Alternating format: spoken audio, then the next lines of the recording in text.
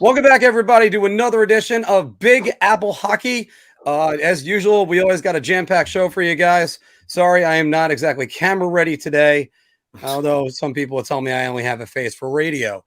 I am your host, Mark Williams, and I'm joined by the man, the myth, the legend, the one and only, the good, bad, the ugly contributor, Mr. John Volkowski. Speaking of ugly, I have a face that's only good for radio. Oh, no, that's not true. That's not true.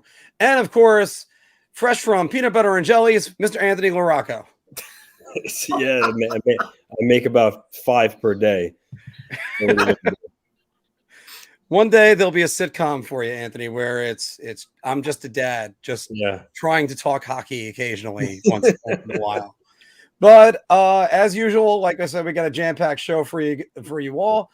Again, we have our bar meetup coming up on the 28th. We're gonna have giveaways that day, giving away a couple autographed jerseys and 50-50 raffles. Most importantly, just drinking and watching a hockey game together and seeing a couple names with faces. That would also be great. So first things first, let's get it started with the roller coaster known as the New York Rangers.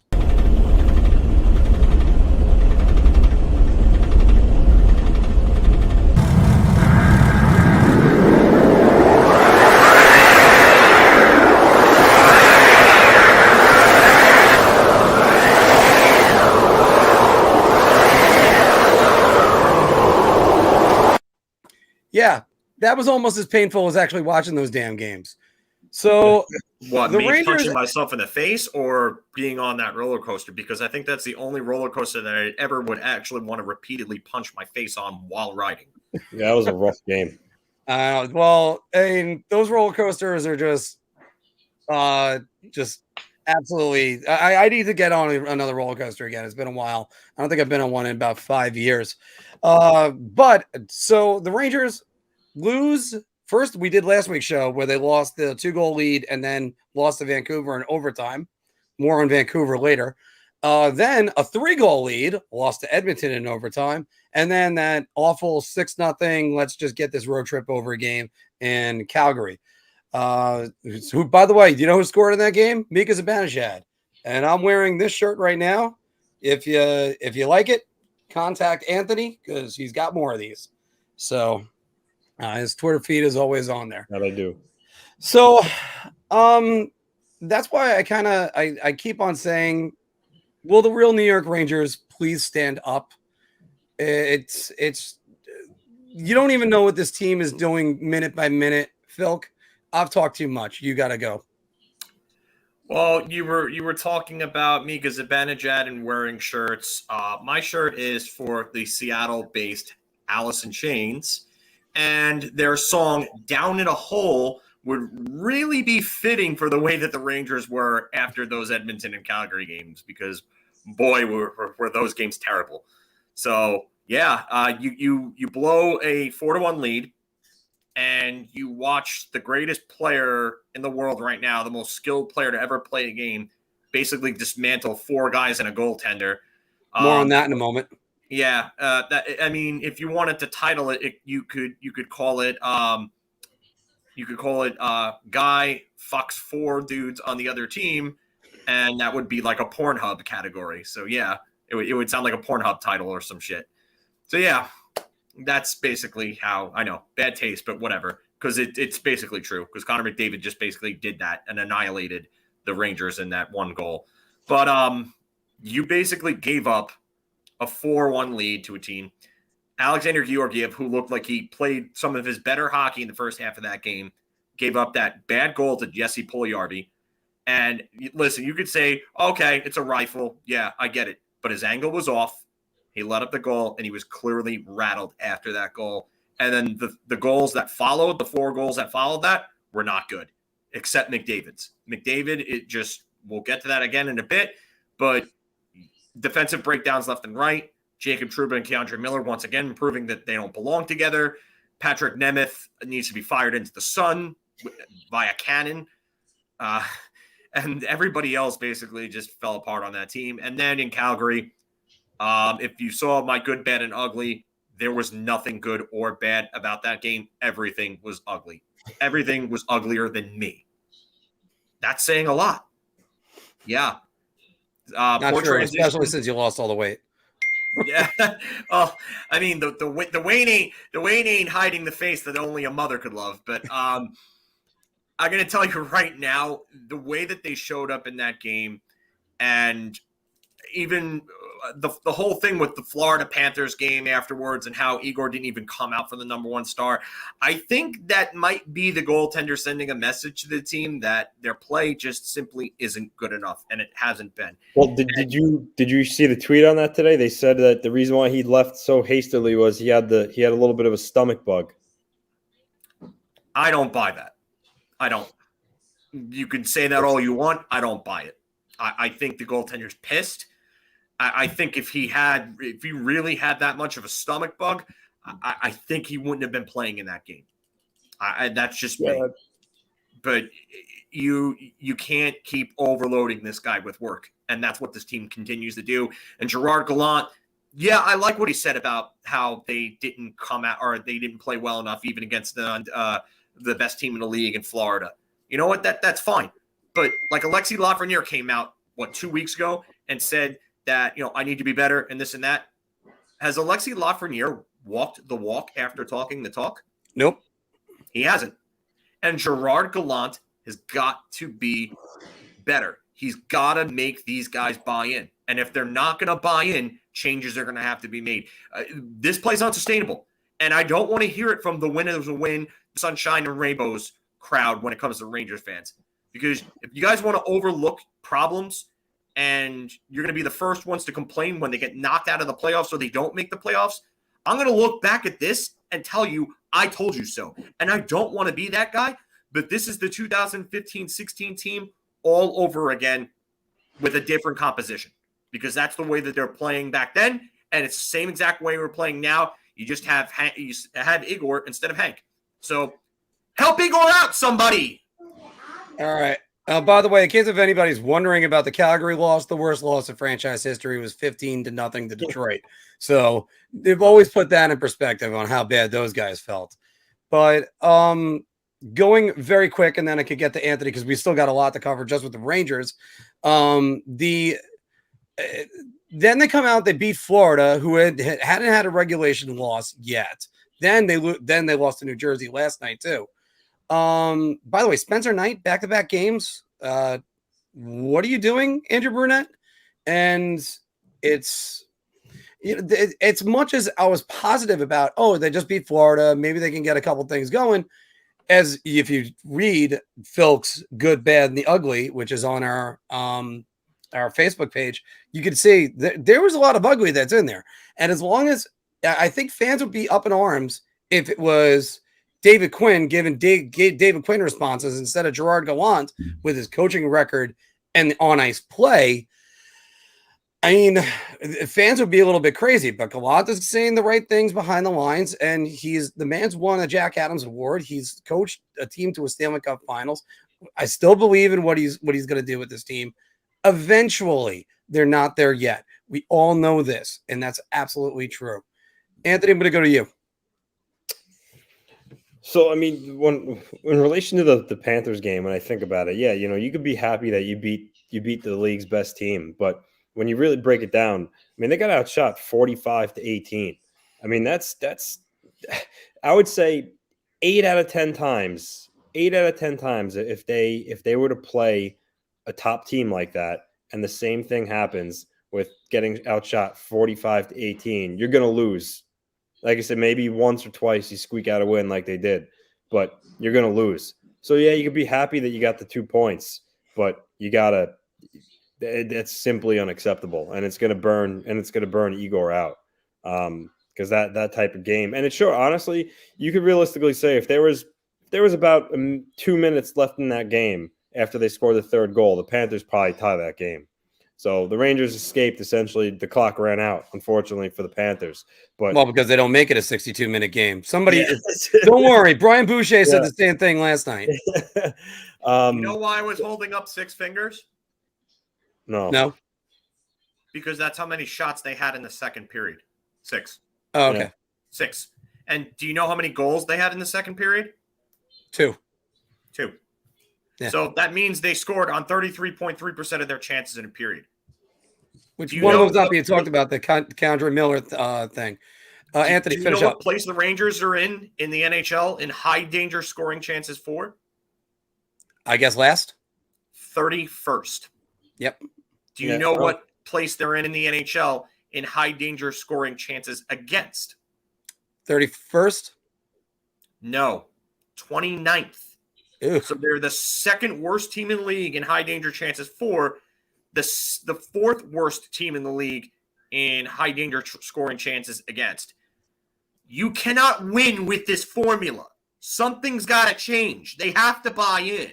If it's not going to change, personnel has to be changed up, because you're not getting rid of a first-year coach like Gallant. You're not doing it. This isn't Florida before their current ownership. This isn't Vegas with a brand new ownership group that's never really dealt with hockey before.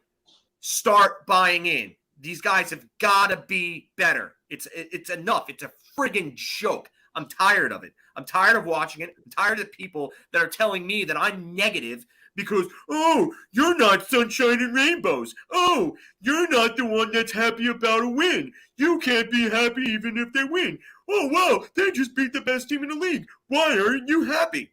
Well, let's see, Shifterbrains. I'm not happy because my team is getting handily outplayed every damn game. And they're coming out with victories by the skin of their teeth. And by the skin of their teeth, I mean the skin of their teeth. I mean it literally. I don't care if it's an expression. I mean it literally. It doesn't matter what, like they say, oh, how many is really the question, not how. Okay, fair. But when it comes down to playoff time, when it comes down to that stretch, like it did last year, where they played against the Islanders, and the Islanders smacked the friggin' shit out of them. And then Boston smacked the shit out of them. Pittsburgh smacked the shit out of them, and they missed the playoffs. What are you going to say then? Huh? What are you going to say then? Well, what are you going to say, Anthony? I mean, I agree with a lot of what Phil is saying. I mean, I think too many people look at the overall record and they're content. But if you look at the way they've been getting wins, it's not good for long-term success here. My concern is, again, with allowing Shesterkin to get peppered for more often than not. And then, I look at their defensive play, and they're too loose. I mean, if you break, let's just break it down here. I mean, Patrick Nemeth, terrible defenseman. Oh, God. Tenorti, terrible defenseman. Keandre Miller, I know he scored that beautiful goal, but he's not playing well defensively. Jacob Trouba resembles a traffic cone right now. Niels Lundqvist, he's young, he's got a lot of upside, but you could tell he's still learning. So who does that leave him with? With Lindgren and Adam Fox? No, I mean, you got to play them like every minute now. You're not going to win when you have essentially two capable defensive guys playing defense. And then the other hand of it, I know Kakko missed some time, but he's got a bagel on the air in points. He would have had one if Ryan Strome didn't decide, hey, why don't I just skate into the goalie crease and stay there? Yeah. No, that's one of the dumbest plays. No, you know what? No, that's one of the dumbest offensive plays I've seen from a guy. I get it. But that's BS because he tried to get out of there and he wasn't allowed out. He kept getting cross-checked. But he still skated right into the crease. You don't skate to the goal line when the puck is behind the goal. Go to the top of the crease. I get it, but he still has to be allowed out of the crease. All right, so he skated into the crease before the shot was taken. If Ekblad doesn't stop cross-checking him and he's allowed to leave that crease, that shot gets off and he's out of the crease by the time that shot is taken and goes in. And that's a goal. All right. Well, we're up to about 15 minutes on this. We got two other headlines we have to talk about with this. Anthony, finish up your thoughts. Kakko not having a point's concerning. And then, Lafreniere still, I mean, he's like 4 points in the season. And 3 of them were goals. I mean, it's still you need more from those two. You absolutely need more from those two because you can't. I mean, Kreider's scoring goals, yes, and then you have Panarin and Zibanejad, but that's just too much. That it's too much pressure for 3 guys to carry. Speaking of Chris Kreider, sorry, I was going to say speaking of Chris Kreider, even Hedl has 3 or 4 points in 13 games, and that's not not good enough. So yeah, they're if you look at on paper right now and their record, it's good, but there's a lot of underlying things going on that's not sustainable for the long-term success, and they have to figure it out. -4 goal differential. That's one of those things. You got to change that. You can't be doing that. And that's even after they had a positive one as of last week. We're going to go to Connor McDavid first, guys, because we're going to get your reactions, all that. But first, because as usual, I prepped the video for this one. Oilers got the matchup they wanted. Rangers having trouble changing here. No, God! McDavid, beautiful move. No, God, please, no! No!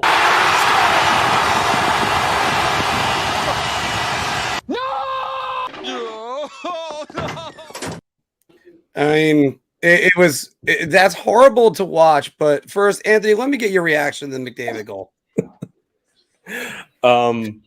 I mean, my first reaction was actually I had a men's league game that night. So when we came out of the the parking lot, we all were like watching the highlights of it, and I just said to myself, I mean, I kind of just laughed. Then I shook my head and said, that's just the best player in the world, being the best player in the world. I mean, there's like I listen. I understand that the Rangers, puck watched a little bit, and they didn't play the body on them, and it's easy to say like, oh, you're taught to play the body from a young age, and that's true. They did stick check, but I think when you have him coming down at you at that speed, sometimes you just get amazed by it, and then also too, he's moving so fast. I think it's hard for me to criticize Nemeth and all those guys, because with how fast he moves, it's easy to say in the situation they should have bided him. But I mean, you don't exactly know what was going through their mind at the time, and worried about going to hit him with a body, and then he dodges you and you look even more like a fool. So I get it. I get that they were too easy on him with their sticks. There was no body contact, but at the same time, I mean, it's McDavid, so I got to give them a little bit of a break. But I mean, that was incredible. That was an incredible goal. There's only one player in the world that could pull that type of. I mean, maybe Patrick Kane's hands can pull that off, but he's not as fat. So, but honestly, no, I think McDavid's the only guy that could do that the way he did it, and it was unbelievable. It was to borrow a title from Alice in Chains in honor of Phil's shirt and one of my favorite bands. They were godsmacked right there. But it's just this is and I mean, as far as the Rangers go with most of the stuff, heaven beside you.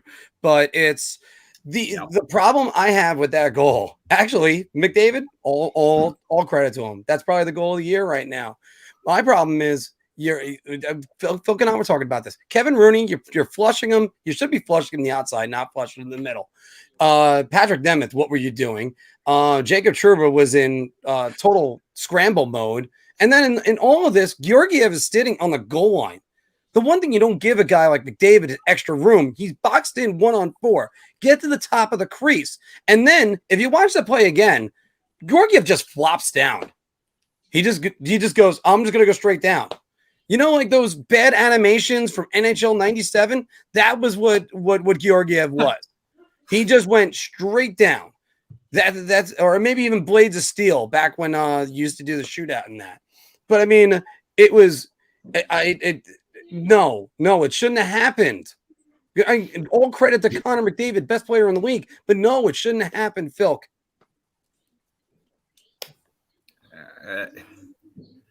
Everyone knows I love Connor McDavid. I do.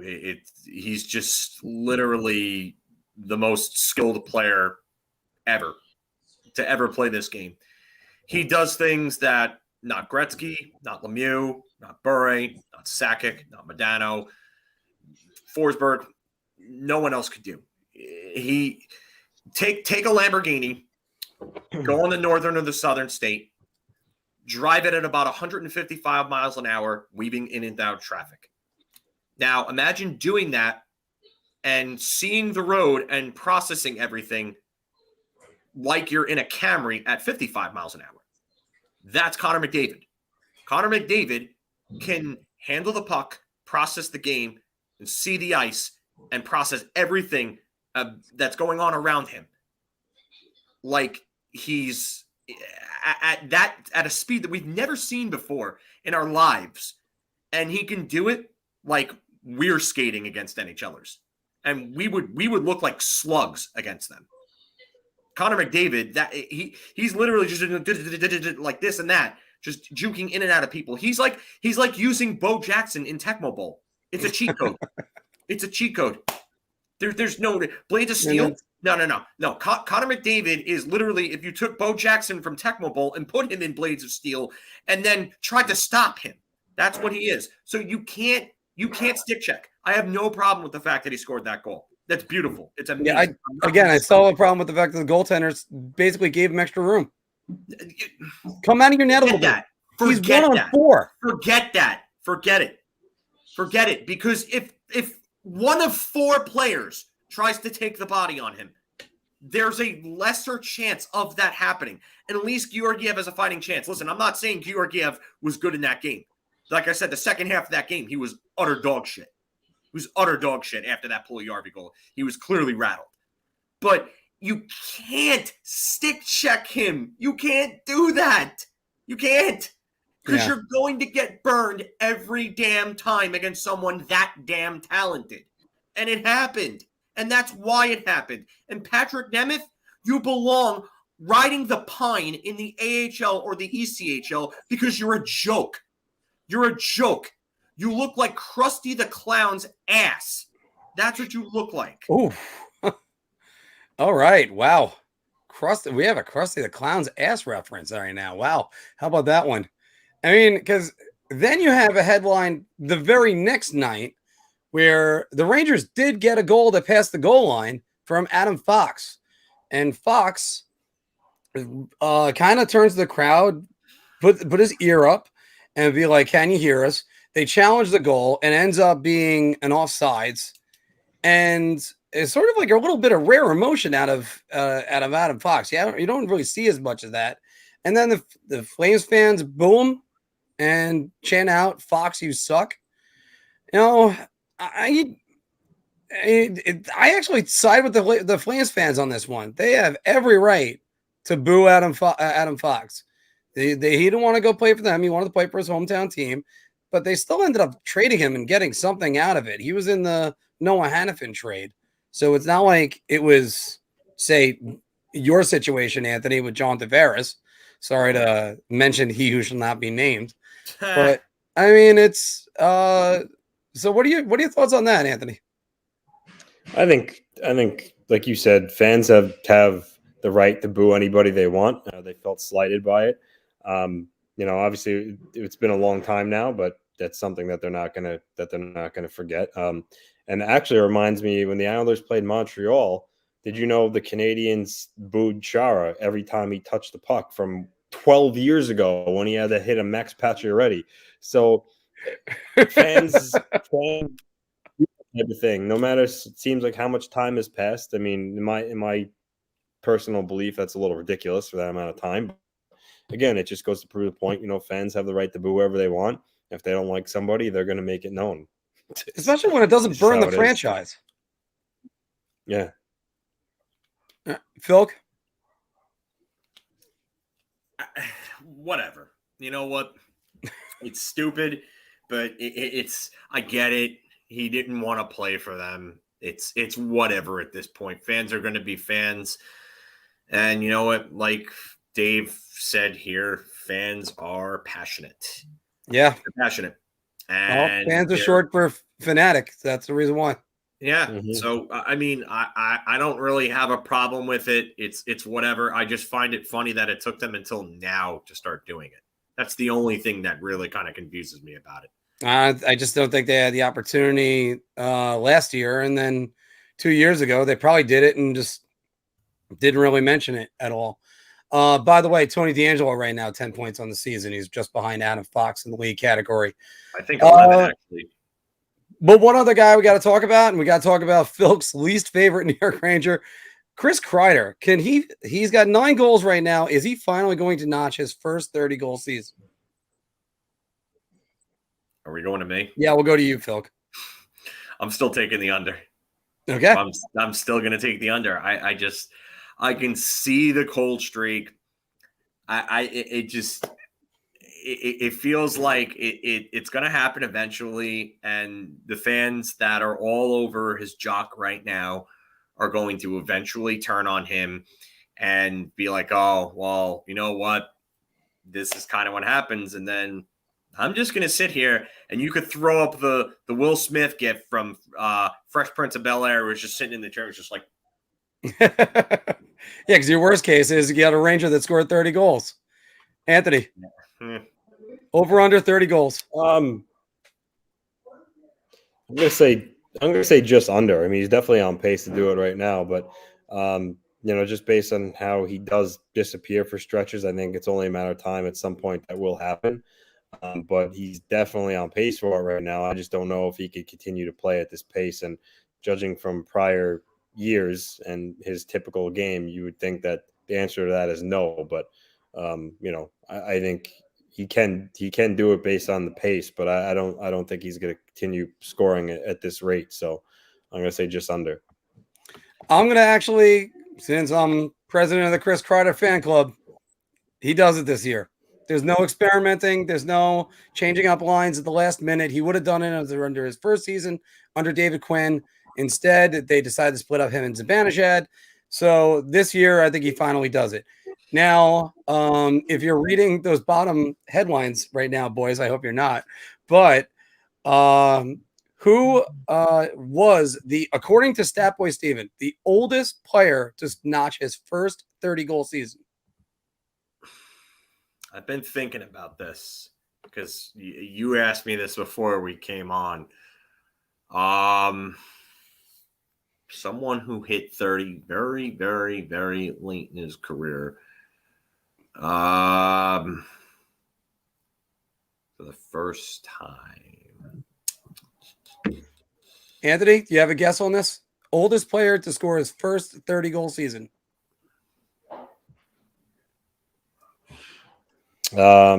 These are all names given to me by Statboy Steven, our friend over at Rangers Review, Wardy NHL. Ray Whitney. That's actually a good guess, but no. No, I think Whitney hit his right after the lockout, I think. I believe he was only in his early 30s when that happened, so I don't think it would be him. All right, you ready, boys? Because we're starting to drag this out a little bit too long. Yeah. Brad boys. Tomas Holmstrom. Wow.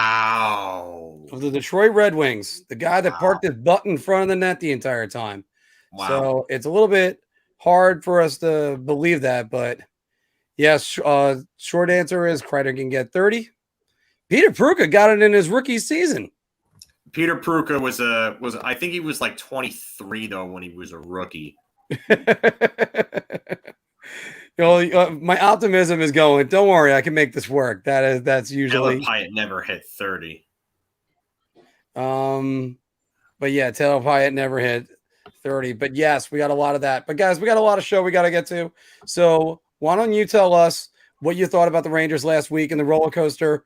Because they're always giving us headlines. So I can't believe. Actually, Ray Whitney should be up there. Hold on a second. What do you got for Ray Whitney? Ray Whitney was 34 years old. All right. He scored. Is that his first 30-goal season? 32 goals in. Oh no, never mind. He hit it in 98 as well. I'm sorry. Yeah. That's a total. Okay. Yeah, I was gonna say he definitely had a couple seasons, I think, with San Jose where he did that. No, so, he had one season in 98 where he hit it and he was 25 years old. Never mind. Okay. I just read that. But we're gonna sign off on the Rangers right now because there was too much that we had to talk about with them last week. What do you think about their recent play? Throw it all down in the comments below. There's literally going to be 3 videos that kind of come out of this in the shortened segment. And again, when I tell Anthony, I apologize. The Islanders don't get that many headlines because they don't make that many headlines. They only played 3 games last week, but there's still plenty to talk about with them. So first they come out, they pound Montreal, shut out Winnipeg, and then they have that disastrous third period against Minnesota. Anthony got to go. Oh, first off, actually, before I let me do that, let me give the tidbit for you. Who was the last New York Islander to score 4 goals in a game as Brock Nelson scored 4 goals against the Montreal Canadiens? You are correct. Kyle Opozo. Take it away. Yeah, they had that long layoff after Nashville. They went into Montreal, and they took care of business. They beat a bad team. Sorokin was fantastic in that game. Actually, after the game, Barry Trotz essentially apologized to him and said that he should have had another shutout because 5 minutes left in the game, he still had the goose egg on the board, and then Trotz rewarded some guys who worked hard, who don't normally play power play minutes, and he put Chara out there, and he put a couple of fourth line guys out there, and then it resulted in getting a shorthanded goal against. So, he apologized to him for that, and then they had that 5-on-3 they took at the end where, he almost got across and made a ridiculous save, but it went in. But he played strong. They outplayed Montreal in every area of the game. Collected the 2 points. The game against Winnipeg, again, Winnipeg's a good team. They went into Winnipeg. They shut down their big guys, Scheifele and Wheeler. Sorokin, again, very, very solid. Got his 3rd shutout of the season. And then, going to Minnesota, and they have a 2-1 lead, Varlamov's first game of the year. And for not playing since June, I thought that Varlamov played pretty well. I would say that the 3rd goal he would have liked to have back, but overall, for not playing in so long, he had to be happy with it. But unfortunately, they dropped that game. And so far on this road trip, I think as an Islander fan, you have to be happy considering it's a 13-game road trip, and they've put themselves in a position to close with 3 games left on it to close it out, with being over 500. So actually winning New Jersey tomorrow would solidify definitely being over 500 in this road trip. So overall, pretty good. I thought their defense has started to go back to playing Islander-style defense. Brock Nelson has heated up. Barzal had a fantastic game against Minnesota. He was flying all over the ice. So they're, like I said last week, they're starting to show those flashes of being that really, really good Islander team. And again, this 13-game road trip, it's grueling, it's long, and all things considered, I think they're in a good spot right now where they are. But there's no doubt about it that if you pick their best player so far this season, it's Ilya Sorokin by a decent amount. He's been absolutely fantastic. I mean, the guy has 3 shutouts, but I mean, he lost that shutout in Chicago with 24 seconds left. And then the game in Montreal, which Trotz essentially took, responsibility for him not getting the shutout. I mean, that's talking, he could have had 5 shutouts in 9 games. I mean, that's just, even having 3 shutouts in 9 games is ridiculous. And so you can't say enough good things about him. I think he's their starting goaltender from this point. I know they're going to start to ease Varlamov back in, but right now you got to go with Sorokin for the majority of these games because he's giving the team a chance to win every single night. And as an Islander fan, you have to be ecstatic that he's in between the pipes. Just before I turn this over to John, Anthony and I were doing research to find the last time the Islanders had a lead in the 3rd period and lost in regulation. Couldn't even find it under Trotz. They were still looking for it. It might never have happened until it happened Sunday. So if you guys know if that when the last time they had a lead in the 3rd and lost in regulation, put it down in the comments below. Mr. Folkowski, your thoughts on the Islanders right now? They're playing the way that they need to be playing and where they should be playing. They're the team that we thought they should be. They look like they're going to challenge for the division. Whether they actually win the division, I don't know. I said that they would, but Carolina looks to be an absolute force. Washington doesn't seem to be going away. So this division's probably going to be a 3-dog fight. You can't really count out Pittsburgh once they get everybody back to full strength. They've played well enough to tread water somehow. I know they lost last night in a shootout against Chicago because, Tristan Jarry just can't do it. Tristan Jarry looked amazing in the overtime and then was absolute crap in the shootout for them. It was just amazing how that worked. But I wouldn't count out Pittsburgh. They're still getting points despite that. Islanders, they're playing Barry Trotz hockey now. Everybody's in, everybody's engaged, everybody's back. Parise seems to have found a fit. I know we were talking about a couple of weeks ago and how you were questioning where the fit was. He's found that fit. He's fine. Ilya Sorokin still ain't scoring, but that's a different story. Yeah, but you know what? They didn't bring him in to score. Right. If he gives you 10 plus goals on that third line, you're happy at that point with that signing, and you're not paying him to be a big scorer, so not worrying about that. I still worry about their defense coming down the stretch and then playoff time. I still think they need to make an acquisition. Lou has cap space, so he probably will make something happen. It's just a matter of who that is and when the opportunity comes about to get that player. But otherwise, they look like they're in midseason form. It just everything is clicking on all cylinders. A weird kind of loss there with Minnesota. Uncharacteristic. Probably won't happen much again. I wonder if it will actually happen like that again by the end of the season. I wonder if the Islanders will blow a third period lead like that again this season. I knowing the way that Barry Trotz coaches that team and the attention to detail that they have, I don't think it's going to happen. You never know, but it's a very, very rare miscue for an Islander team under Barry Trotz. So I like what I see from them. Sorokin has done the job. He's been very good when he's been called on to, when he's been called on to step up and make the big saves. He's made them. He probably could have, I'd say, 2 more shutouts on his record this year. Like you said, the other one where Trotz took the blame for. But you know what? If you're an Islander fan, you really don't have a lot to complain about. And if we did power rankings again, the Islanders would probably be near the top of my division in the power rankings. So, well, to borrow another Alice in Chains title, and also mention if it's a 3-dog fight, the Islanders ain't the one that's on John's shirt. They're going to have all 4 legs. That's more like Washington that's got the 3-legged dog that's right there for you. John, show him the shirt real quick. There you go. See, the Islanders got all 4 legs, unlike that one. But you know what the Islanders are going to do? Just like the first track on that album, they're going to have to grind. And that's what the Islanders do, and that's what they do best. So I have trouble seeing this team as a comeback team even still right now.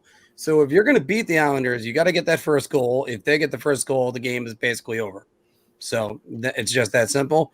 They win the center battle every single time, and they'll just wear you out with their, to borrow Colin Campbell's phrase about the Devils, a flock of interchangeable forwards. But you haven't even, Matt Barzal isn't even going yet. A lot of the guys aren't even going yet. We haven't heard much of JG Pageau. But you know what? They're winning games, and they're gonna be right there at the end. I still have them finishing second to Carolina and eliminating the Rangers in the first round right now.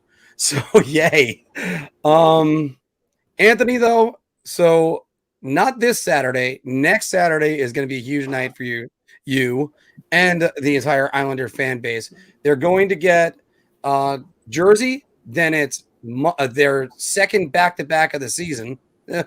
So that grueling schedule with only 2 back-to-backs. Thursday versus Jersey, Monday at Tampa, and then Tuesday at Florida.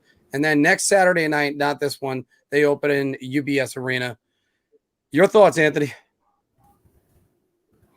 Well, I think the Devils have been no slouch. So I think the Devils it's not going to be a cakewalk, but I think there's going to be a large contingent of Islander fans there tomorrow night. I think they're going to go into that game. I think Sorokin's going to be back in between the pipes. I think they're going to win that game. I mean, Tampa and Florida, those are going to be two tests. Obviously, I think the guys are going to be jacked up to play against Tampa Bay.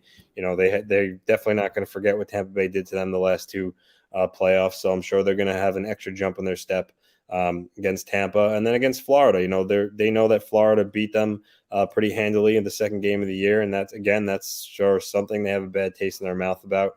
And I think they're going to come out and play Florida much stronger this time around. So on that back-to-back, I mean, I think if they can get 3 out of 4 points, I mean, that would be great. Obviously, winning both would be tremendous, but I think to shoot for 3 out of that 4 would be the starting point there. But again, I think they're in the stretch run here of this road trip being over.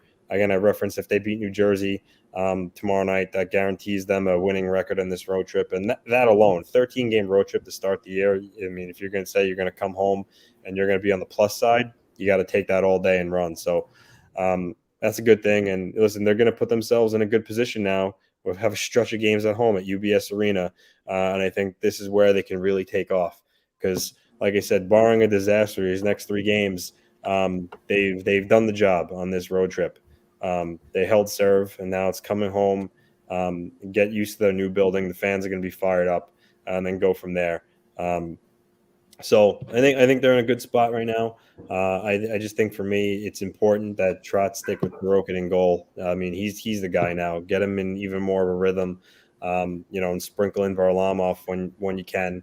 I know on a back-to-back, obviously they're going to split, but you got to ride the hot guy. And then again, Phil referenced it. Parise is not scoring right now, but I mean, he's like a dog on a bone on the forecheck. He's really been great on that third line. He's opening up more space for Oliver Wahlstrom to get open for his shot.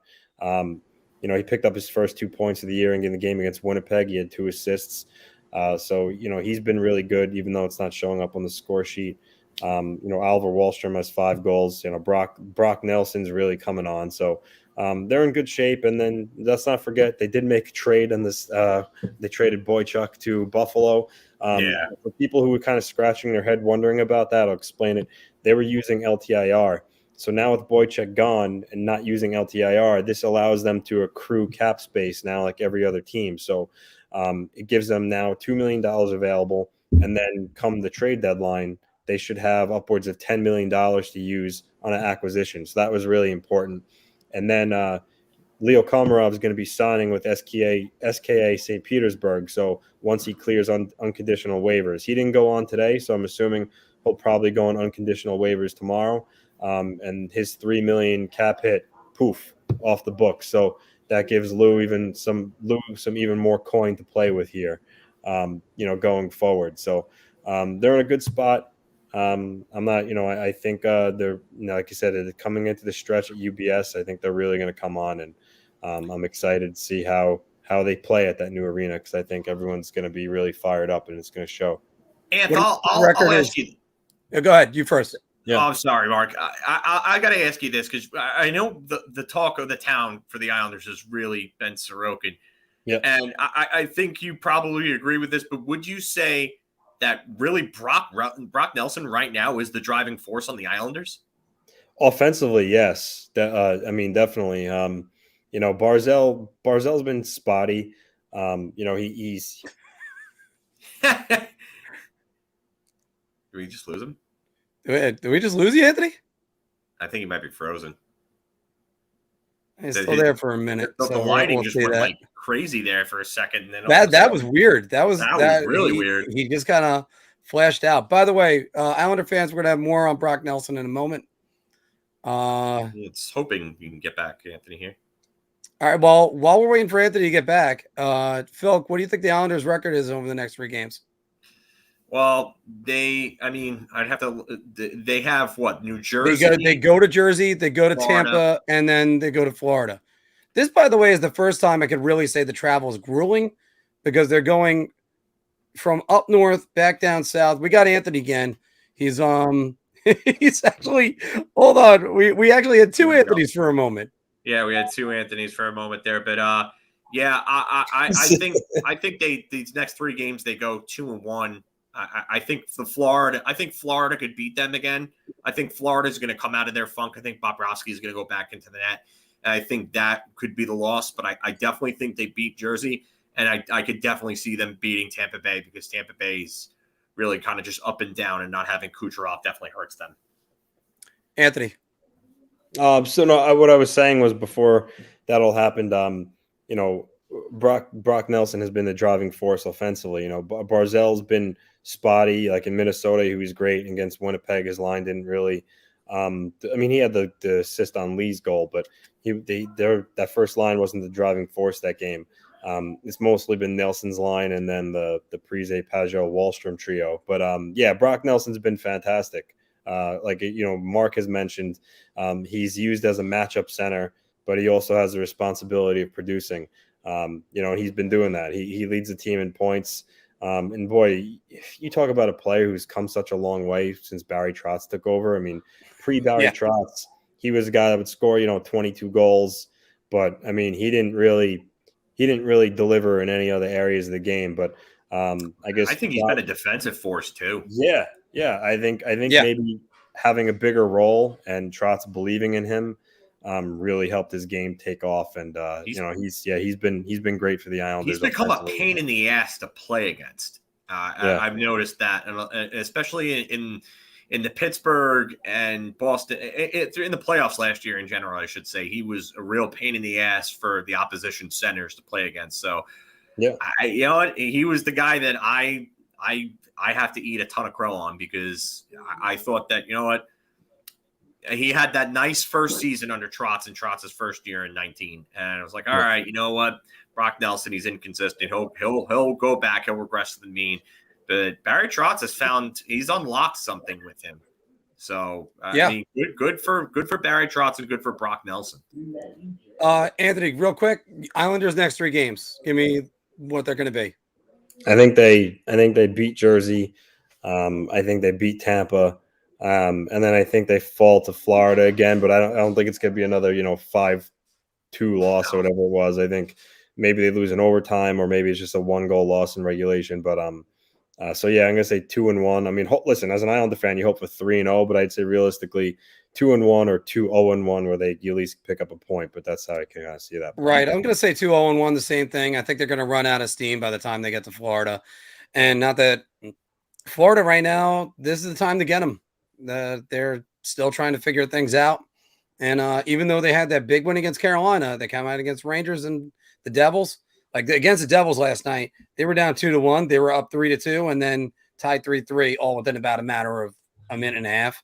So we'll see about that. So what do you guys think about the way the Islanders have been playing? Throw it down in the comments below. How about Brock Nelson and Ilya Sorokin? I mean, words cannot describe what they've been doing, but Anthony's been putting it in our group chat every 5 seconds. So, guys, we're going to move on, and we're going to do some bar talk. So we got a lot to talk about there. I'm going to take a shot on this one. I'm going to say beer. I'm buying everybody around on this. Oh, my God. Welcome back to the Big Apple Hockey Bar Talk, where we gauge our confidence on NHL topics based on our choice of drink. Do you want to buy everybody around because you're so confident? Just a beer, or I really need a shot? So we're going to start with this one. And Mr. John Filkowski, this is right at you. Barclay Goodrow should continue to get top line minutes.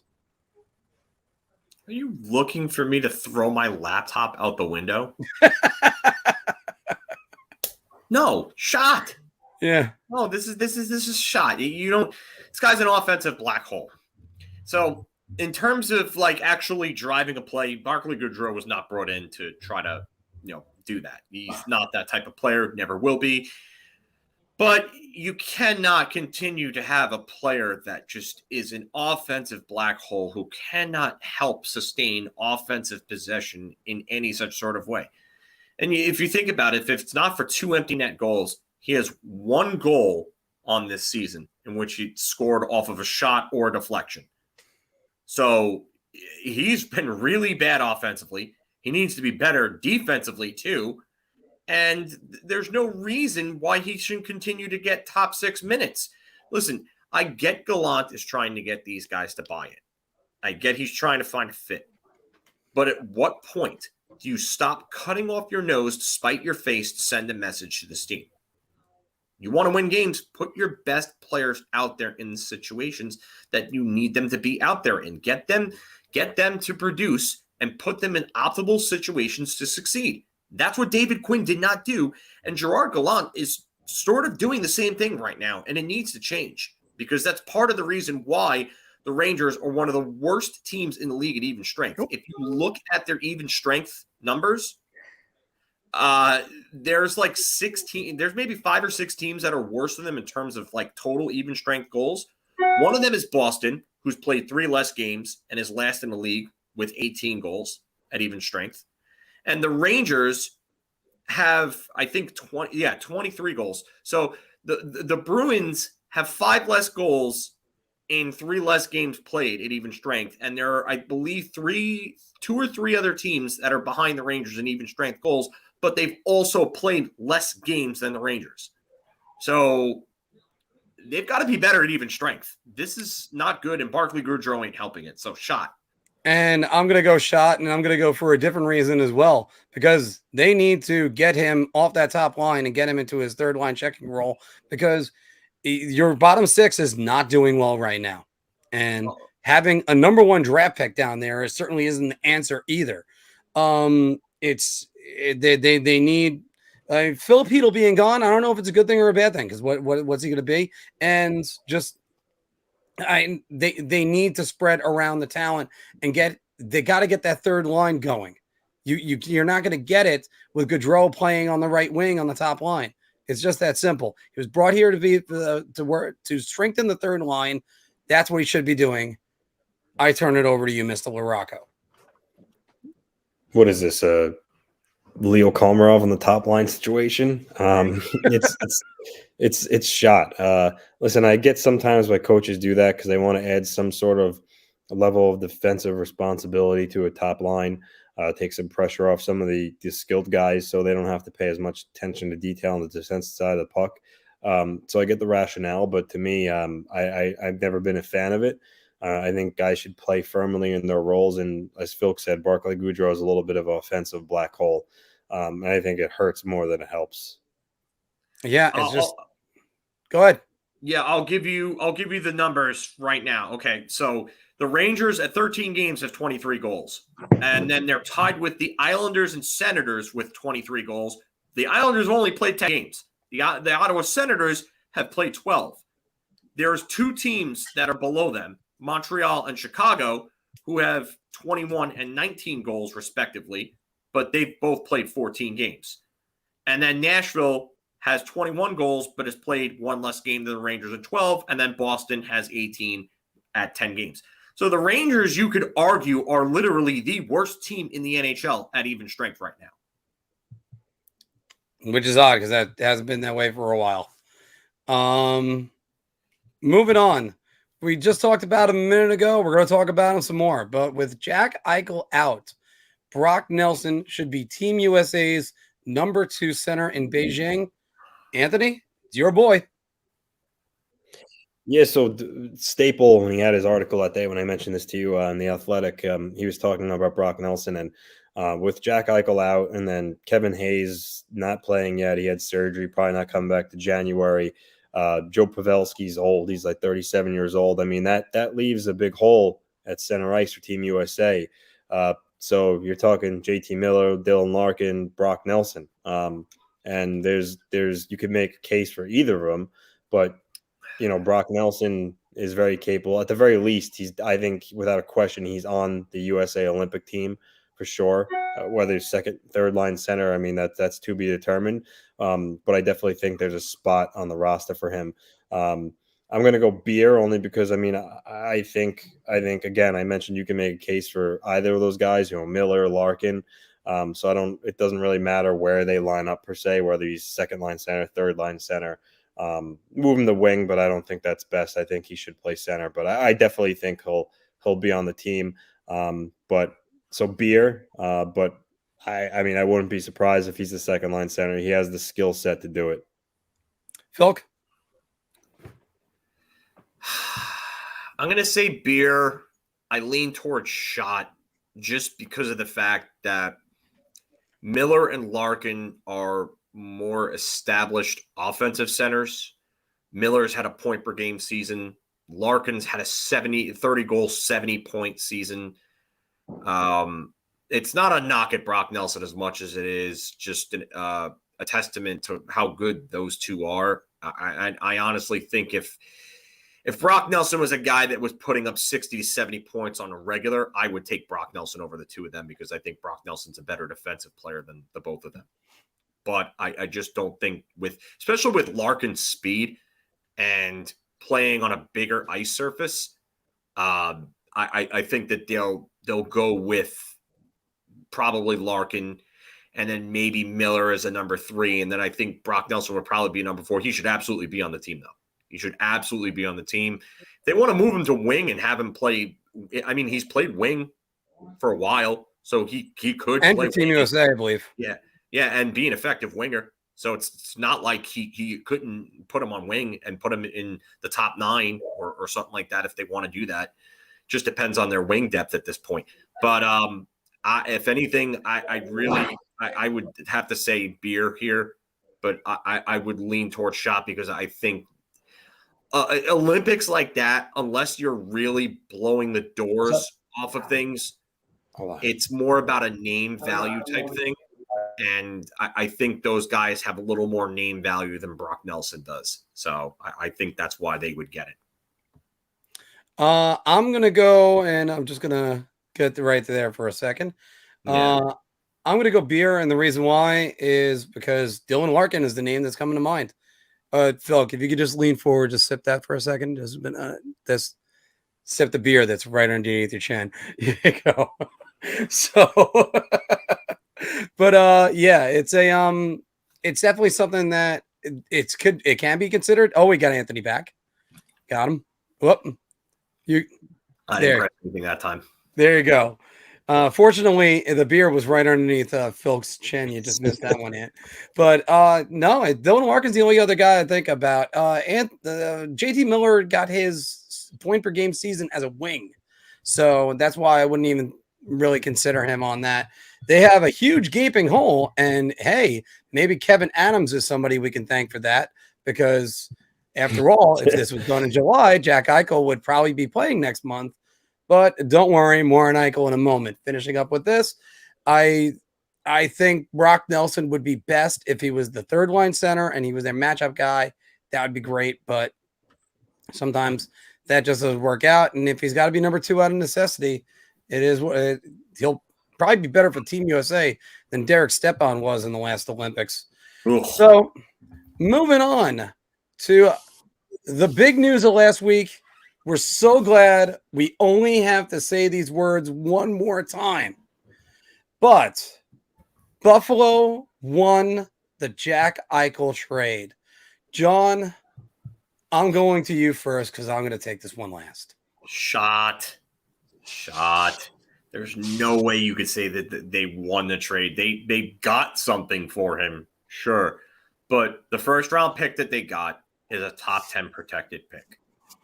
You got Alex Tuch, who, yeah, I get it. He's had a 50-point season. But is Alex Tuch going to be that type of player in Buffalo? With who centering him? Who? Reinhardt's gone. Eichel's obviously gone because he went the other way. So who's centering Alex Tuch? And then you got Peyton Krebs, I guess. I mean, that's a good prospect. I mean, I was never super high on Peyton Krebs. I know some think that he's going to be a stud. I don't agree with it. I think Peyton Krebs is probably a decent number 2 center when it's all said and done. But Kevin Adams just played his hands so horribly and cost that team so much.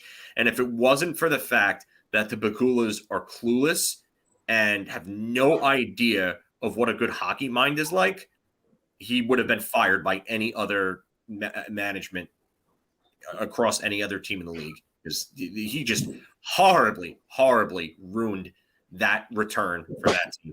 Just a terrible job by Kevin Adams. Awful. Anthony. I mean, I go back and forth on this because you got to look at it as Jack Eichel obviously was never going to play for Buffalo again, and based on everything would've. what? Did you see the Yeah, clip? if they let him got his surgery, Yeah. they would have let him play for him. But that wasn't happening. So essentially, I think we all knew that bridge. It was never. He wasn't going to suit up for the Sabres again, considering everything that had happened. And I think because of that, it was also we stated they were never going to get a top blue chip guy for a guy who was having a serious procedure that's never been done before. So when you consider that, I mean, they got back a guy who's reached 50 points before, and Alex Tuck. Krebs he's a good prospect. I think he does have upside on the first round pick.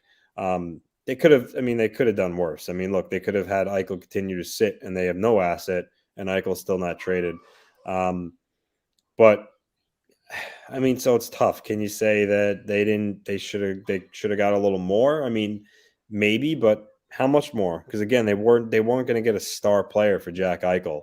So I think it falls right in the middle. I think it's just kind of like a solid return for him. Nothing to jump in the streets about for joy if you're a Sabre fan. But at the same time, nothing to sit there and say, oh, wow, this franchise should just fold. I'm not being a Sabres fan anymore. So I'm going beer. The real winner is us because we don't have to talk about a trade of Jack Eichel after this. Now we just can analyze it and second guess, which is what all of us are really good at. So the answer is, unfortunately, I really want to be partisan and say it's one or the other, but it's going to be beer. It's going to disappoint everybody. It's basically the Eternals. The movie, I mean, of course, but it's just this trade is what we waited 2 months into the regular season and all this hype for Alex Tuck and Peyton Krebs and a draft pick that's lottery protected and Really? That's it? That's the best you got? Sorry. Good thing you held out a player's surgery for a while, screwed Team USA. Never mind that one. Angered a guy who just wants to go play in the Olympics. And, Vegas, they flushed this season down the toilet because I personally think there is no chance Vegas does. They want to win a cup. They're not winning a cup this year. You'll be lucky if they get to the playoffs. If they get to the playoffs and you get to see Jack Eichel in a jersey next season in a Vegas jersey, then that they'll be lucky to see that. Trust me, I said this before. Pete DeBoer teams go downhill going into as long as he's there. They start out strong, they go downhill, and I keep predicting he's not going to finish the season with them, or if he does, he might not be on the next season. But more on coaches that are on the hot seat in the moment. So Alexander Ovechkin will score 50 goals this season. I will start this one, and I'm going to buy everybody around. He is motivated. He wants to do it this year. He's going after Gretzky. And, I mean, he's got Nick Backstrom to get all the assists because I love that commercial with him, his wife, and Nick Backstrom on the life insurance. It's just too freaking funny. So, Anthony? Going round. He's got 11 goals in 12 games. He's 36 years old, and he's really not showing any signs of slowing down with his goal scoring ability. He obviously has a shot, and truthfully, I don't know about you guys, but watching him, I actually think he looks quicker than usual in the last season or two, to my eye. I listen. I think he's motivated to do this, and we're not fools. He signed for 5 years for a reason. I think he wants the record. It would be a great story for the game, for the league. And listen, I've always said if he had one or two more 50 goals, two more 50 goal seasons, I think steals it. I'd definitely do it. But I said another 50 goal season really might complete the deal for him, because now, as it is right now, you see he needed to average like 32 goals over 5 years to reach the record. If he has a 50 goal season this year, I believe that brings the number down to where the following 4 years he only needs to average like 27 goals or so. And at the rate that he's playing right now, you got to believe that next year he could score 40 or 52. So Yeah, I watching him right now, I have no reason to believe why he can't score 50 goals. So I'm going with a round. Phil. On pace for 75 goals over 82. Buying everybody around. I know it's early, and I've seen him fall off. I've seen him go into cold spells before. Yes, it can happen. I just don't think it's going to. All right, so 50 over 82 is, let's see here. I'm just want to do some math. 50 divided into 82 is a .60 goal per game clip. And if he were to do that, so he's 12 games. So let's see that over 70 games, that's 40. He would need to score 42 at like a clip to be at 50. I don't see how he doesn't score 40 over the next 70 games. Like, to me, just a goal scorer of that type of caliber. Yeah, I'm buying everybody around here. And he's 20. I think he's he just tied Hull, so 741. So he's 20. He's like 20 some odd goals away from Yager at 766. Yeah, that's 25. Yeah. And I used to say about Alexander Ovechkin, he's going to be Brett Hull 2.0 when his legs go. He'll just find open area and then just let a shot go. That's how good that guy is. And he's still going to be strong as a moose, so he'll go right to the front of the net. Yeah. He ain't slowing down. No. Man, I wish the Rangers would have stunk a little bit more and got him in the lottery, because either him or Crosby really would have helped that team. But that's not really the case. All right, guys, so a little bit of controversy that we had this week. Ryan Lomberg deserved a suspension for this hit. One when Markov was out. Lomberg, big collision with Ronta. They're going to call a penalty here. Ronta is head first down, and look out, here come the Hurricanes, trying to get to Lomberg. Remove the Ronta came way out of the net. All right, hold on. Yeah, we got it going, right? Okay. I'm trying to get further to the slow motion. Here we go. Ovechkin will score 50 goals up the banner. This game, I'm with you. If it's any penalty, it's not a major. Absolutely not. I mean, the guy's he's going into the play. They're trying to get the puck. All right, so we're gonna stop that right now. But guys, so what do you think? Does Lomberg deserve a suspension for that hit? I'm shot. There's one. It's a 50-50 race at best for Ronta. I said penalty for the collision. No, he shouldn't have gotten a penalty. It's a 50-50 race. It's a 50-50 race. And listen, I understand the optic looks bad, especially at regular speed, but Lomberg clearly tries to get out of the way. He clearly tries to get out of the way. Ronta continues to go for a puck that he really doesn't have any right to go for. And I'm not saying that the goaltender is fair game once he leaves his crease. I'm saying he's all the way out at that point. He's in no man's land. That's not your position to play. You're not a sixth forward or a third defenseman. You're a goaltender, and you have no right to that puck.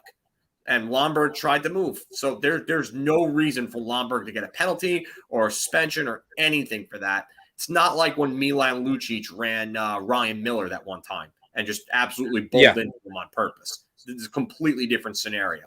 So I'm saying a shot. Or when I think it was Cody Eakins ran Henrik Lundqvist in Dallas that same way. 2013-14 season. Yeah, that was absolutely ridiculous. We can't see the angry shot guy, but trust me, he's there. Having been through many of these moments, my entire playing life, I don't want to use the word career because the only thing worse than my acting career was my hockey career. And it's you got a goalie coming out. As soon as the goalie, he's nearly at the blue line, where do you stop and say maybe the goalie should stay a little bit further back? Well, I feel bad for Antti Raanta because I don't want him getting leveled. But if you even go on the slow motion replay, which they're available everywhere else, Lomberg pulls up. He actually is back. You could see him moving backwards as the collision happens. And sometimes when you're in a foot race like that, you put your head down and you're trying to get as far as you can, and you look up and you see the goalie coming out. Sometimes it's too late. So no, I wouldn't even give him a penalty. Anthony. Yeah, so I saw this and I was of two beliefs. I thought from one angle, I thought it did look a little bit like he kind of ran through him, and then from another angle, I thought when I looked at it, okay, well, he was trying to minimize impact. So it's funny how two different angles can give those two different kind of viewpoints at first glance. But look, I get it. They try to protect goalies. I think if that happened to our beloved, Sorokin or Shesterkin, I think we all probably would have wanted Lomberg's face pounded in. Right, so but now that we're also but now that we're also pundits, we try to be objective. Yes, exactly. So I think just because of how they protect goalies and the nature of the hit, I think it was almost obligatory to give him a penalty. A major, that part I struggle with. I do think the different camera angles is what's making me so conflicted on this. But I get why the Hurricanes were upset about it. And again, it was an ugly collision. So shouldn't have gotten a penalty for this. I'm going shot. I think he should have got a penalty, but I don't know about it if it was a major. I mean, he's out past the hash marks. Oh, I used the wrong prefix. Shit. Yeah. Now that I just think about it, I said shot. I should have been saying round. Oh, shouldn't have got. You know what? Sorry, everybody. I You really should have been doing this the entire time. Yeah. Yeah. That's on me because I got too fired up. I didn't misread my own question. But that's hockey. That's what that is. Sorry. If Antti Raanta, and again, I don't want Antti Raanta hurt, but if you don't want to get hurt, you stay back. If you don't think you can get there, that's risk assessment. You're sitting there going, I can get there. He got there. I'm with Rich on this too. Yeah. Listen, if that happens to your teammate, I have no issue with them going after him, but I have an issue with the penalty because it's really an unavoidable play if Ranta's going to put himself in danger. Oh, and again, Rich, 100% correct. It's the same thing with baseball where you're going, well, you shouldn't. I have no problem with you throwing high and tight, but if you can't control it, don't do it. Stuff like that. That's where you start making examples of the guy. You're still defending your teammate. You're making the next guy go, maybe I shouldn't take a run at the goaltender. So 100% with you on that. We're going to move on. We're going to go north of the border, and we're going to talk about the teams that the Rangers played last week because Leon Draisaitl will challenge Connor McDavid for the Hart Trophy. I got to go to the Connor McDavid fanboy, Mr. Fulkowski, on this one. Not Hart, Art Ross. You said Hart. The Art Ross. I'm sorry. Well, he's gonna. It's a round. He's gonna challenge for both of them.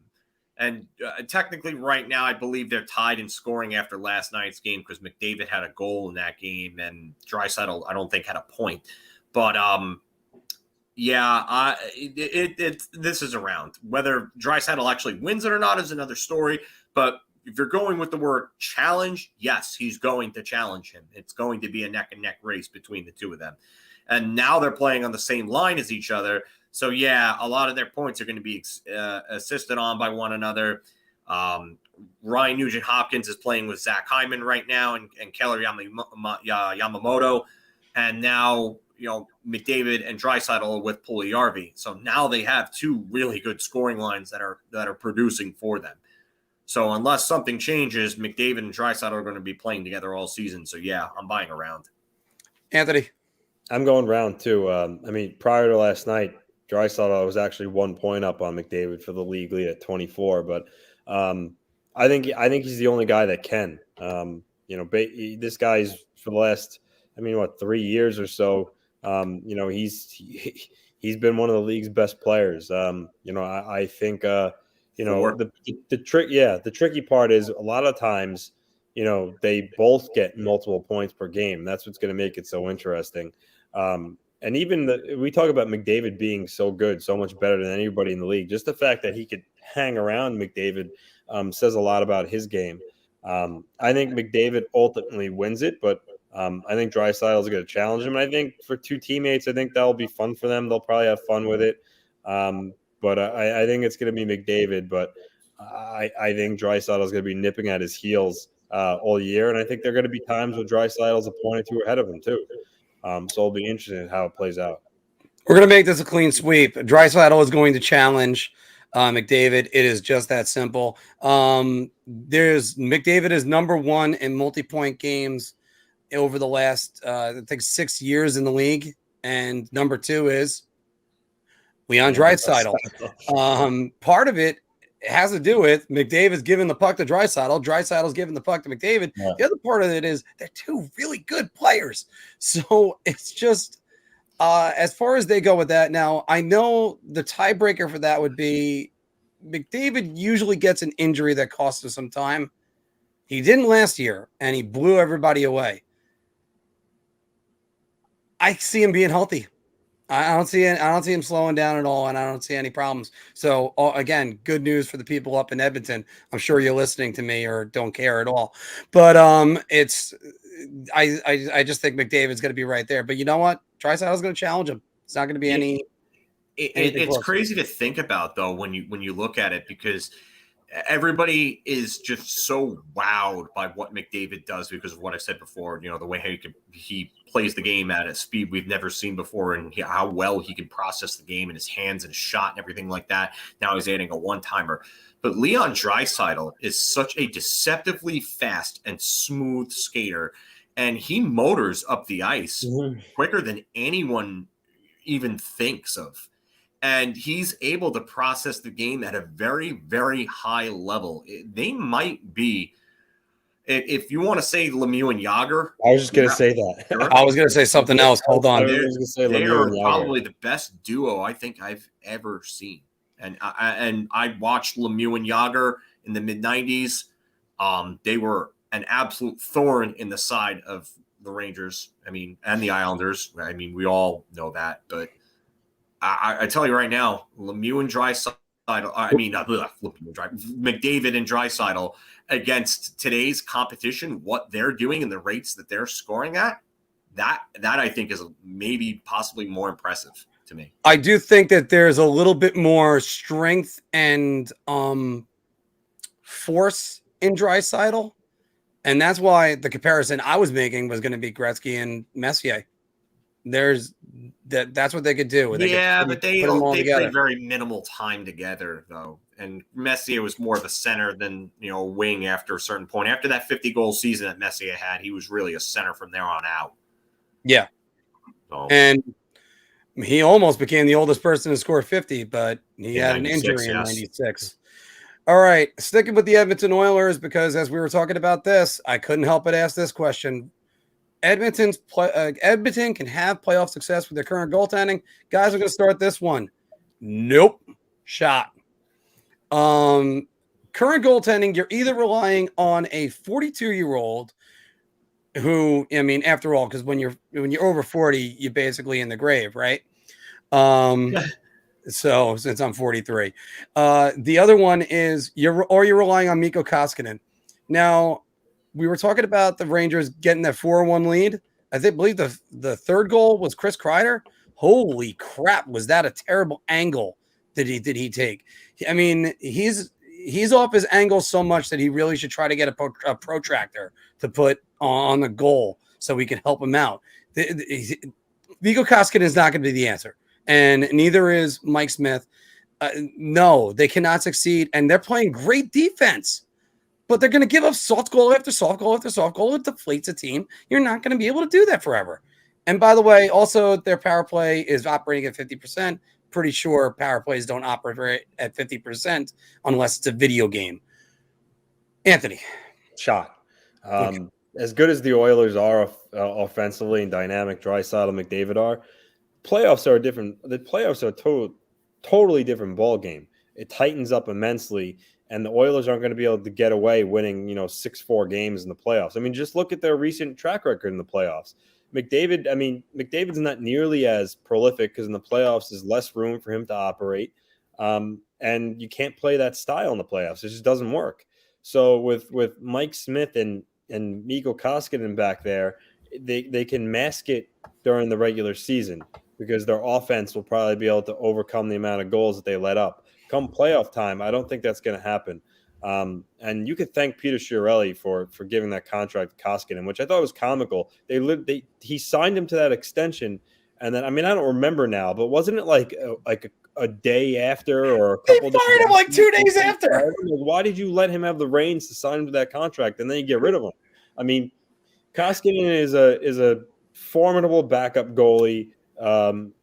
Maybe a little bit of above average backup goalie, but I don't think he's an everyday starter. And I think Mike Smith is too old, and I don't think he's particularly good anymore. So I don't know why the Oilers didn't address this goaltending in the offseason. They came back with the same duo. But that's a topic for another day, but I don't think they're going to be able to win with this goaltending. And then McDavid will have the same dejected look on his face from the clip that we always use, the honest press conferences, it's going to happen again. And he's going to wonder why. And he's going to think to himself, okay, well, because our goaltending still is suspect. So I don't understand why they didn't address it, but this question is a shot for sure. Yeah. Phil.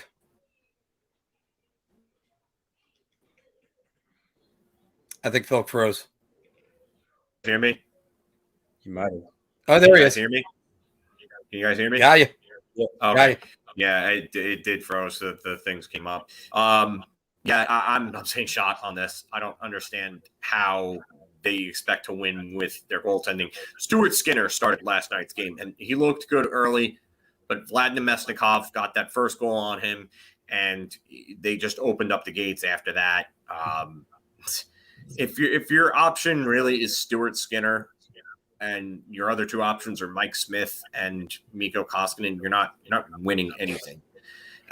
They should try to go trade for John Gibson from Anaheim, but they're probably not going to be able to get him unless they fork over a king's ransom to do so, because Anaheim doesn't want to go scorched earth from the looks of it, because it looks like their kids might be ready sooner than later. I don't know who else they really have that could really get the job done in Edmonton. I don't know who's going to be available at the deadline. They're definitely not winning with these two.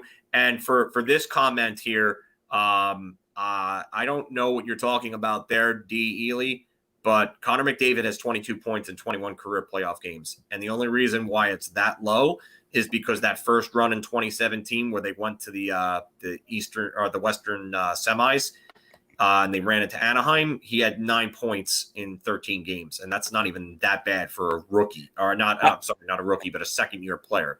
I think what he means to say is that they get shut down. And you know what? And again, I agree with you, Phil. He's still a point per game in the playoffs. Problem is, just like you say in the honest press conferences, my teammates let me down. And number one is their goaltending. Their goaltending is always terrible in the playoffs. Yeah. I mean, Mikko Koskinen was the second best goalie on the ice versus the Rangers, and Alexander Georgiev couldn't stop a beach ball. So, am I being hard on Georgiev? Yeah, but still. No, because after the Puljujärvi goal, he couldn't stop anything, and his rebound control just went to absolute shit. I don't know if he controlled a rebound after that goal. I really don't. Anthony. Something tells me that I think Edmonton's going to be phoning Big Lou in the summertime about acquiring Semyon Varlamov. Oh, no, that could be the summertime. It'll definitely be March. I think you can – well, the Islanders would be dumb to do that, because if something happens to Sorokin, then they're screwed. One of their strengths is their goaltending duo, and for a team that has cup aspirations, it wouldn't be wise to do in season, but I think the Oilers should inquire about it in the offseason, because I think it just makes too much sense. Yeah. Well, if you watched with us a couple weeks ago, we asked, is Jeremy Colleton on the hot seat? And he is, and he was fired. So we made that prediction, and we're going with that one. Going back to another team the Rangers played last week, Travis Green is on the hot seat in Vancouver. Phil. Buying everybody around on this. Yeah. At what point do they, and you got to remember, they almost went to the Western Conference Finals, and they were that close with Travis Green a couple of years back, and then last year they were bad. This year they were bad again, and we've got to remember last year they were in like a weak division. That was all run and gun, no defense, that division. So, and they don't look good so far. I really can't begin to tell you how much of a problem that is for Vancouver with the talent that they have. And sure, not having Elias Pettersson around for like training camp and stuff like that, but you can't be behind a Vegas team that had Brett Howden as its number one center at one point, a rebuilding Los Angeles Kings team, San Jose, who everybody thought would be left for dead, Anaheim that's rebuilding. Like they're seventh in that division, and the only team more on them in a minute is an expansion team. That's bad. Yeah, I'm buying around on this. Anthony, your former Islander. Yeah, he kissed Ziggy Palffy right in the mouth after that one celebration. I'm gonna go round. I mean, you got Besser, you got Horvat, you got Pettersson, you acquired Garland and OEL. Thatcher Demko is a solid goalie and net. Honestly, he's getting a lot of respect for the Team USA Olympic team. Demko is. Side note. So yeah, with that amount of talent on the roster, I feel like they should be doing better. And sometimes you have to look to the coach when stuff like this occurs. So, round for sure. I think there's still a lot of time for them to turn it around. But I mean, I would say, he's definitely in that category of next coaches to possibly, look to see if they're the next guy to go. I'm going to go round, and I'm going to change it up just a little bit, boys, because it's going to be the truth is he's not put in a position to succeed right now. Jim Benning completely screwed him. They let Markstrom go, and right now Markstrom looks like he might be a Vezina candidate at the end of the season in Calgary. They invested in OEL and got Connor Garland. Garland's been great. OEL's been good. He's still developing Quinn Hughes. He's got a young team that's doing all this stuff. And then he's making some questionable decisions. Like I was watching their game against Anaheim last night. Brock Besser he was down low. He wasn't in the Panarin spot or the Ovechkin spot where I've usually seen him. Guy with a bomb like that, you're putting him like on the goal line? Really? And JT Miller was the guy that was there. JT Miller doesn't have the shot that Brock Besser does. No. I would figure JT Miller's in the bumper or something else like that. I mean, but anyway, so that's personnel decisions. But Travis Green's got high expectations. It's a hockey market over there in Vancouver. And it's not even a question of whether or not he's a good coach, because I think he did a good job 2 years ago.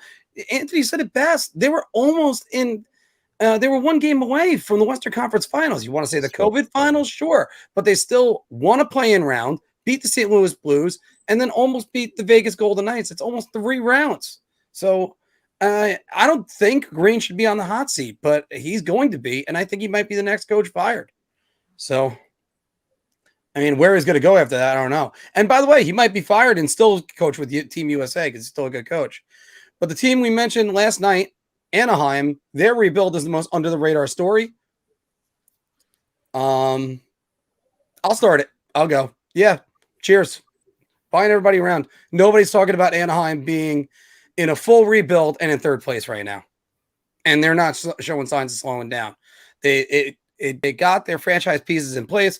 John Gibson is bailing them out. We talk about the Rangers getting bailed out. John Gibson's very much bailing them out. 12 times he's been named a 3-star of the game. And Anaheim looks like they're heading in the right direction. Kevin Shattenkirk, good for him. He's found a home. Second in the league in defenseman scoring. Anthony. I'm going round. Okay. I think they've always had the great goalie in place, John Gibson. John Gibson is a very good goaltender. He was just never like a pitcher. He never got the run support. He's really good. Ryan Getzlaf has 11 what, 11 points? I mean, that He leads the team in shots on goals too. Yeah, for an older guy, he's kind of having a resurgence here. Drysdale's been good. Zegras has been good.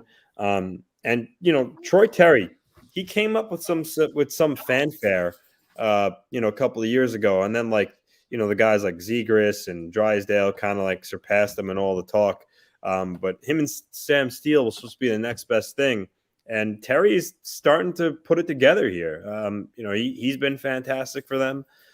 So you're right. I think they are under the radar. And listen, when you have a good goaltender, the sky is the limit. So if Gibson can play well and Terry, Getzlaf, Drysdale, Zegras, they all keep, providing offense. A veteran like Henrique is having a pretty good year. So they have all the ingredients. It's just a matter of if it's, kind of like the Cinderella story is going to run out and time's going to, strike midnight in March. But if you're a Ducks fan, you got to be pleased what you've seen so far. Look, I am going to go beer because there is another story that is actually just as, if not more impressive. You want to take a guess at who it is? They're second in their division, and you would Los Angeles Kings. Nope. We've talked about them before. I'm actually drawing a blank on it at the moment.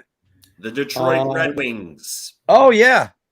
Yeah, second in their division in what is supposed to be a really, really tough division. And you have Lucas Raymond, who at 19 years old, 20 years old, is going to probably be either a Calder winner or at the very least a Calder finalist. You also have Moritz Seider, who is just under a point per game as a rookie defenseman. Vladimir Nemesnikov, after last night, has 7 goals. Dylan Larkin is just under a point per game with 9 in 10 games. Philip Hronek is continuing to put up points. Robbie Fabry looks like he might be an NHL player. Pia Suter has been a real good addition to them. Sam Gagner still continues to get points, just played in his 900th career game. I mean, they do not have a good roster. I would say Anaheim has a better roster than them. Tyler Bertuzzi is over a point per game. Yeah, Tyler Bertuzzi is over a point per game right now. So, honestly, I got to go with Detroit if you're talking about the most under the radar story. It's Detroit. And can I ask you this? Yeah. Do you think a team run by a Hall of Famer that has been in a rebuild for years, with 2 of the best rookies in the league in a major market, with a goalie that was an outcast from a team that is right now the number 1 or number 2 team in the league, that's going to be an under radar? Yeah. All right. Nobody's talking about them. Who? Tell me who's talking about them. You know what? The proof is that I couldn't guess it right away. So there you go. Yeah, exactly. Neither of you guys could guess that answer. So that actually proves the point that I'm making here.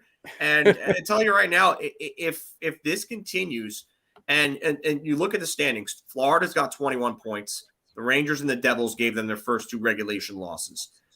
Detroit might have played more games too than Tampa Bay, so they're 14 as opposed to their 12. And they have only 1 more point, but they took Tampa Bay to their limit in the game that they played against Tampa Bay. They've got 1 more point than Toronto and 1 more game played. I know Boston's 4 points behind. They've played 3 less games, so you can't rule out Boston. But Buffalo, Ottawa, Montreal, I don't think they're going to catch Detroit. And if Detroit keeps continuing to get the production that they're getting from guys like Raymond and Seider, which technically it is possible to a point, they could stay there for a bit and even compete for a while. Rich, to answer your comment, not just Phil, me too. Anthony loves being right. He just doesn't wear it on his sleeve as much as me and John do.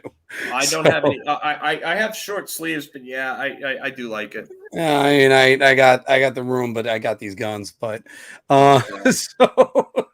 Never All right, our last one of the day is Carey Price can save the Habs season.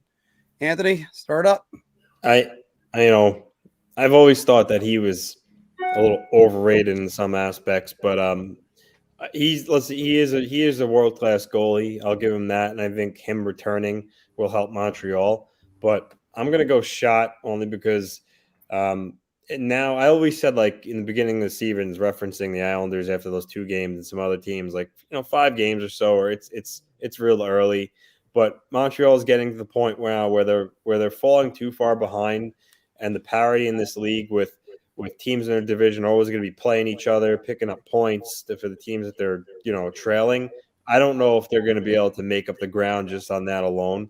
And also, too, Jake Allen is third in shutouts with 2 behind Sorokin and Markstrom. So Jake Allen hasn't even been the issue. So it's not like Price is going to be the white knight coming in and taking back the crease. Allen's been formidable. So I'm going shot. I think for the morale of the team, having Carey Price back will be good, and the feel good story. He did the right thing. He was brave. He came out, needed help, and he got it, and he'll be returning. I think that's going to be a good story for them.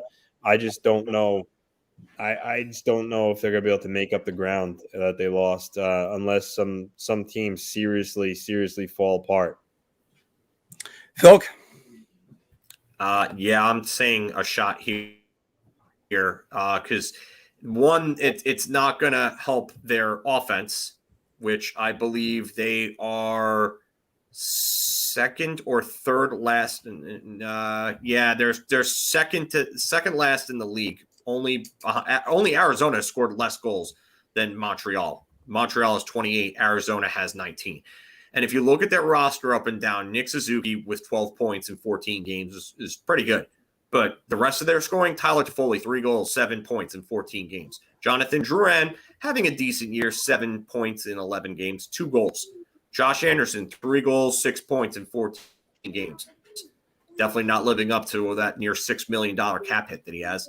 Mike Hoffman, they brought him in for goal scoring. He has only 4 in 11 games. And Christian Dvorak, 1 goal, 5 points in 14 games. Not nearly enough for him. Brendan Gallagher, 2 goals, 5 points, 13 games. They need more out of their forwards. They need more from their scoring. They were supposed to have some depth. The depth is not working. Unless that turns it around, Carey Price is not really going to help save the season because he can't score goals for them. So I'm saying shot here. I'm going to go shot too. It's not anything against Carey Price. And by the way, I kind of have that similar feeling that Anthony was echoing. But there is going to be a little bit of a emotional lift for this team, especially when he comes back. Don't be surprised if they get off to a good start with him, maybe even turn their offense around a little bit. But this team has got so many other problems. It's not even on Carey Price. And who knows, maybe he could steal a few games. It helps for the playoffs when you could steal a few games, because then you could steal a game, win a series, move on. Regular season is a lot tougher to do that because there's always another game. There's always another one to play. So, no, sorry, it's not going to be Carey Price doing that. Although, again, by the way, no, it's not Radek Dvorak's son. I wondered that for years if Christian Dvorak was Radek Dvorak's son, because he did play for Team USA, but nope, they're not related. No. And a matter of fact, we just commented that in. Yeah, that was. But again, you know what, Granny, you're right about this. Hey, all credit to Carey Price. This has been a long journey, and you know what, he came back and he came back strong. So hopefully he'll be all right. But we're gonna ask, what do you guys think about everything that we just went over? We went over a lot today, but yeah, because we jam-packed the show. Ryan Lundberg, do you think he should have gotten a penalty at all? Or Leon Draisaitl get a challenge Connor McDavid for most points in the league? Can Edmonton succeed with that goaltending? Is Travis Green on the hot seat? Barclay Goodrow, it's number 1 line player. And speaking of number 2 centers, is Brock Nelson the number 2 center for Team USA? Throw it all down in the comments below. Do we want to do that? I did slate an honest press conference if you want to do it, Phil, but it's up to you. So 2. Anthony. I was just going to bring two interesting notes. Good. Arthur Staple just confirmed reports Leo Komarov will be hitting unconditional waivers tomorrow. So once he clears, he'll be headed to the KHL. And Uncle Leo is now gone, and the Islanders have the more cap space. And the other interesting thing I just saw before, Mike Chambers from the Denver Post said that Sam Girard's name is out there from the Avalanche, and to me that's as simple weird. as this. Hello, Sakic, this is Big Lou. You gotta call on Sam Girard. I mean, Sam Girard. I'll read you the tweet. I believe Sam Girard was the big piece in the efforts to get Jack Eichel here, and I still think Girard is going to get traded. I think the Avs want a forward for him, and they want to lose his $5 million long-term cap hit. They were highly unhappy how Sam Girard played in the second round against Vegas. His turnovers, he didn't produce offensively, and he was not good. And I think that has lingered on into this season. And primarily, it's Bo Byram that has showed the Avs that he's better than Girard. So it seems like if the Avalanche can get a good forward for Girard, they would move him. All right. So then if you're the Islanders, who are you moving? Yeah, I mean, I know the forward that comes to mind is Beauvillier because he's young and the upside. And I know you got to give to get, but trading Bo would really I'd be really conflicted. That would hurt a team that needs a top line sniper. See, that's the only thing I worry about for the Islanders. Just that could they give up reasonably to get a player like a Sam Girard back? I don't think they give up Beauvillier, and that's why I don't think that deal gets done. Yeah. I don't think they have any interest in giving up Bo. But you got to give to get in this league. So I see the flip side to that. But I like Girard. He skates. He's a smooth skating defenseman. He moves the puck. And he had 32 points in 48 games last year. So I mean, full season. What is that? He was on pace to be a 50-point defenseman. Here's what I wonder. You know what? I like Keandre Miller's upside. I really do. And we saw Monday night. There's definite upside there. But Sam Girard is only 23 years old. Keandre Miller is 21. So it's not a big difference in age. And the Rangers are definitely more in a win now than later mode. So if Keandre Miller is a puck mover, do you go and move Miller for more of an instant gratification type of player like Sam Girard, who's also a zone entry monster because he's great at gaining the zone and would probably help improve their power play as well? I'm not saying that they're in on him. This is just me spitballing here. So, I mean, I think if I was a Ranger fan, I would say hell yes, but just based on he said, it seems like the Avalanche want a forward. So I don't know, but yeah, I mean, I like Sam Girard a lot. I do. I mean, he's smaller, and I could see why maybe the Avalanche are not particularly happy with him, but I mean, I think he's still a good defenseman. I wonder if they would trade Vitaly Kravtsov in a first round pick and maybe another prospect for him at that point, because you might not be able to get a top six forward for him right off the bat. But if that's the case, can the Islanders go and offer up something in return? Like what could they offer if they were looking to do that? Then who would really be the Islanders equivalent, I should say? Equivalent to what? Like a something around like maybe, I don't know, a first rounder, Kravtsov, and I would say maybe it could be a prospect like Matthew Robertson or Lauri Paginiemi or something like that along with him. I mean, the first round pick, yeah. If you're talking, I mean, the Islanders have a decent amount of defensive prospects, but forwards, I mean, I know he's not quite a prospect because of his age, but Golishev is playing well in the AHL. I mean, there's Kiefer Bellows, but Bellows hasn't really done much. Simon Holmstrom, he hasn't done much. So I don't know. I mean, So for them, it would probably have to be a roster player, and the only one I can think of is Bo, and I don't see the Islanders trading. I don't see the Islanders trading Beauvillier. Especially for a win now team like Colorado, they're going to want an NHL ready player and a good one. Back for Sam Girard. But I mean, technically that trade works, I think, for both teams. But if you trade Beauvillier, then you have a hole in your top six. So, but I think there would be a lot of teams interested in Sam Girard. Yeah, the Avalanche were really moving him. I think there's going to be a bidding war for him. Yeah, he's the guy that there's going to be a bidding war for. I mean, because I'm trying to figure out some of these guys that are going to be available when trade deadline comes for the Islanders to upgrade, if they even need to upgrade that by then. I still think you hold pat with Beauvillier. That kid's too good of a player. And also good in the playoffs, too. He's announced himself in the playoffs the last 3 years. The reason why the conversation about K'Andre Miller comes up is because the Rangers have guys in the minors, Jones, Schneider, Reunanen, even to a lesser extent, that are ready to come up. And then the question is, can they bring him in and change things around? Well, I don't know. With the Rangers and what I mean. I don't know. Maybe the Avs would have to add a little more, or maybe you would. I don't know, but you kind of maybe draw some lines. Like, at what point, as a Ranger fan, would you consider maybe moving a struggling Kakko for Sam Girard in a bigger deal, not one for one?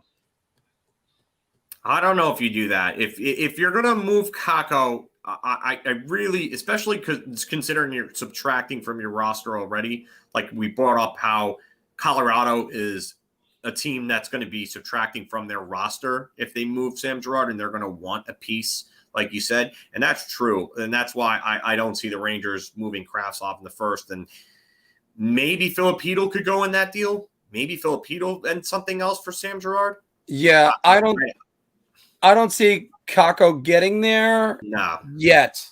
One thing that's been brought up a lot is their ages, that you could still go 2 more years, Lafreniere and Kakko, trying to figure out what they're going to be. And then, because a lot of people forget these guys should be playing juniors right now. I mean, I'm in favor of bringing them to the big club as long as they can mentally handle it. Kakko had some struggles, but it looked like he's fine. He's handling it mentally now. And now Laf is, he's dealing with it up and down. And yes, Mike, you're right about this. The Rangers have a poor record of developing players. Well, don't tell the anti-Kravtsov crowd that. They don't want to hear it. I would, Mark, to further that point, I think it's way too early to talk about Lafreniere, what and Kakko. I mean, I will say Lafreniere, it is a little concerning, but Kakko, it's closer to reality only because this is his 3rd year. So let's say he finishes this year with another really underwhelming season. So prior to next season, which would be his 4th in the summer, do they maybe have some more realistic conversations of what it would look like if they wanted to maybe, let's say, okay, well, we've seen him for 3 years now. At this rate, this was we're projecting. Do you move him for a younger player at a different position if they need help, or just another younger player? If you can find a high upside player, I think they would do that. I just don't know who would really be available. And I think it would have to be a forward and not a defenseman at that point, because I think they're just too stacked at D to do it. I could see them moving Hedl for a guy like Girard, but you would have to move K'Andre Miller at that point, or another piece on defense. You're just completely crowded at that point. But you know something, and as I'm kind of looking at the list, and we got JT Miller that is right here, and Brady Shea started out good and then regressed. We're kind of also being a little bit harsh because the group of Rangers before that all developed pretty well. Callahan, Stepan, all the defensemen, McDonough and Stahl and Girardi. But then, I mean, there were guys that didn't develop, like a Michael Del Zotto, who was here and there, Brandon Dubinsky, who was Mr. October. No 60-point forward drafted since Tony Amonte. And again, that's a huge problem. That's bad. It's very good. Yeah, it's concerning. It's bad. Because you look at, I saw on Twitter people talking about, like, okay, you look at what Lucas Raymond's doing in Detroit. How come, the Ranger young guys like Lafreniere and Kakko aren't doing this? And it's a valid question, but there's a lot of reasons for it. Well, first off, some players develop at slower paces, faster paces. Usage is a big thing. Yeah. But some people get thrown into the deep end of the pool. Yeah, like Rick, I said, McDonough was in the trade, but McDonough was in their farm system. Yeah, but he really played more so college than anything. I don't think he really spent much time in Hartford or at that point Connecticut, if you want to call it that. So, I mean, if you want to continue the Rangers don't develop well, Pavel Valentenko didn't become anything. He was supposed to be better than McDonough.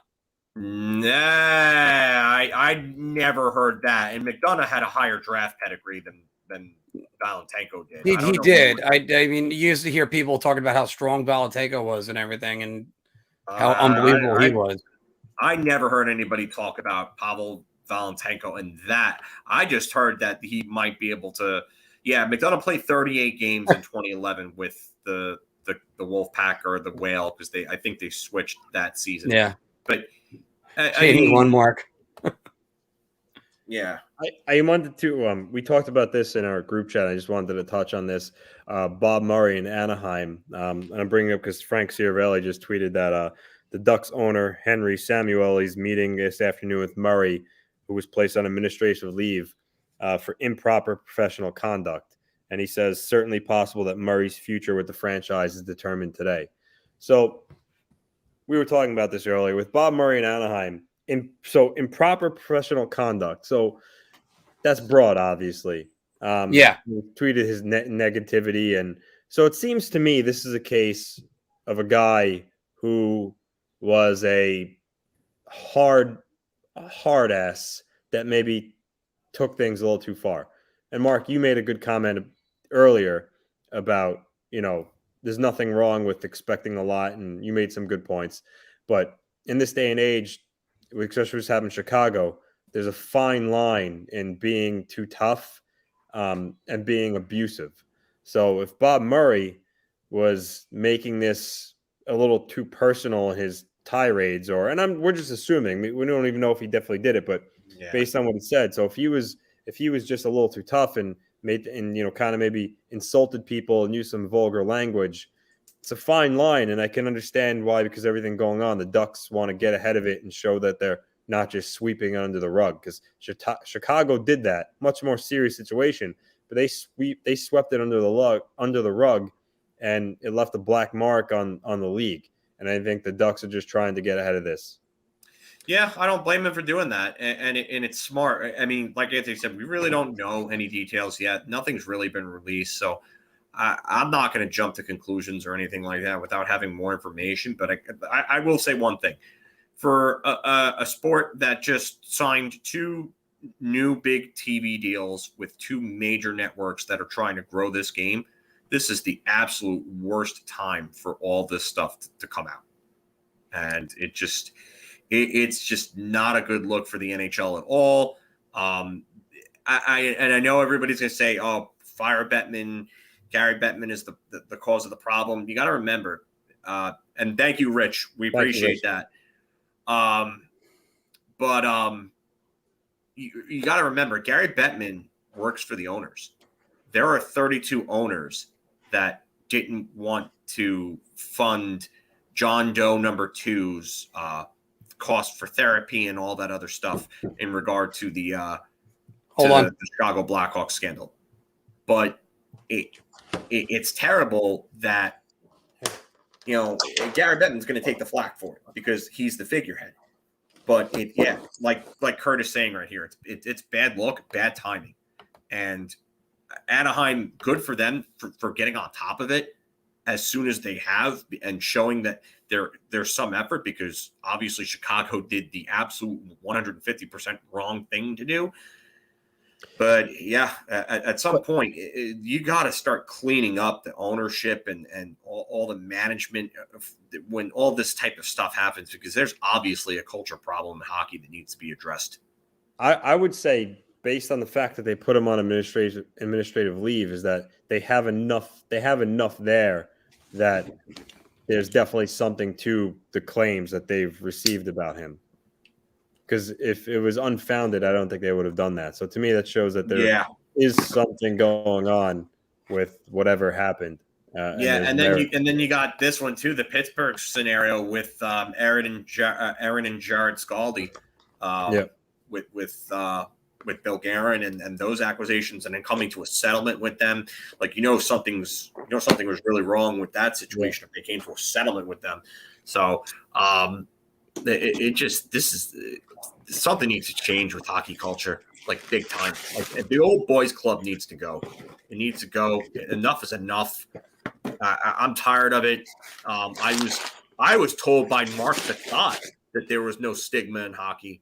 And I know that the conversation that I was having with him was in reference to what was going on with Tom Wilson, but I said that there was an old boys club stigma mentality that has been lingering around the NHL for a very long time. But enough is enough. Change this. End it. It's right now, it's kind of like clean up your act, boys. And with all this stuff that's coming out all over the place, all the different franchises, I just hope there aren't too many skeletons. My question originally and my comment was, is Murray just a hard ass, or is it, especially given Murray's track record in the NHL, he's a popular executive. Are we attacking the right people? But Kurt, I'm going to get into your comments in 1 second. But the real question that comes into it is if he's berating people, belittling people all the time, then that's just a toxic work environment. Yes. And that's that. Then you got to go. It doesn't matter what era you're in. It doesn't matter. It's not cancel culture.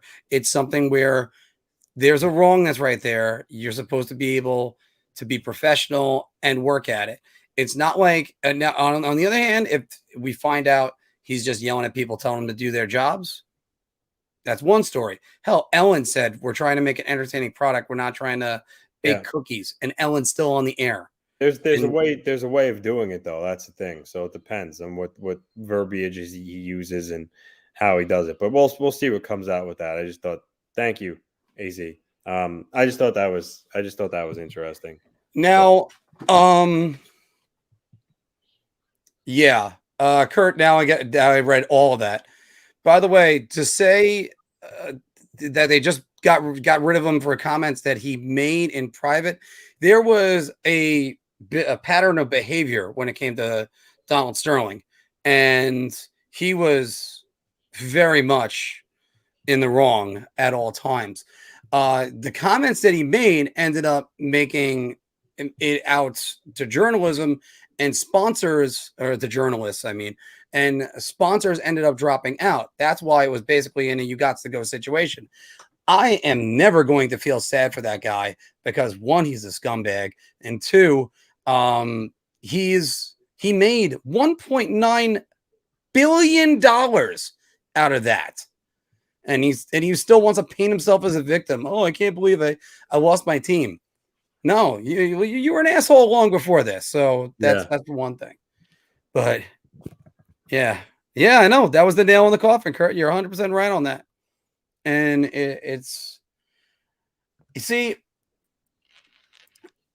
now that's that's where I'm like, I don't really like stuff like that, where it's like you're gonna take names off of everything. Always put everything in context and stuff like that. If these incidents get reported to the state's labor, okay, yeah. Yeah, that would do that. But I mean, that was just so. But it's also trying to interpret what things are right now, because you have people trying to go through a John Gruden email from 10 years ago and one moment of Randy Moss, the number one or the highest profile player that he didn't get along with, starts crying on the air. It's like, oh, come on. But and I'm not trying to defend John Gruden either, but it's you're going through emails from 10 years ago, private emails on somebody else. And when you were exploring whether or not a trainer was giving drugs to people, it's all right. We're gonna move on to some more of the hockey news. Somebody got any other questions? I'm gonna get going in like 2 minutes. Yeah, we're actually gonna go for a short show today. Yeah, I mean, there's other notes. There's been word that Montreal is made Ben Sherratt available, and much cheaper option than Sam Girard for teams. Yeah, and the word is that the Rangers supposedly have some interest in him. I believe this was a Sarah Valley report as well. Mm-hmm. So yeah, I would take Ben Sherratt in my team in a heartbeat. Yeah, I would too. I would send Patrick Nemeth to the Sun if I could get Ben Sherratt. Patrick Nemeth. Send Ben Sherratt. I would absolutely send Patrick Nemeth to the Sun if I could get Ben Sherratt. And even if you wanted to move Keandre Miller down and have thank you very much, Lou. Thank you very much, AZ. Big Lou. Big Lou over there. Big Lou. Big Lou donated $9.99 to us. Thank you very much. Appreciate that. But it's Ben Sherratt would be a big addition to the Rangers. I think Larry Brooks put out an article and he mentioned a bunch of options or a bunch of trade targets that he thinks that the Rangers would end up going after. It's behind a paywall. It's that New York Post Sports Plus, whatever it is, that new paid thing that they have. So the article mentions guys like Riley Smith, Nazem Kadri, and David Perron.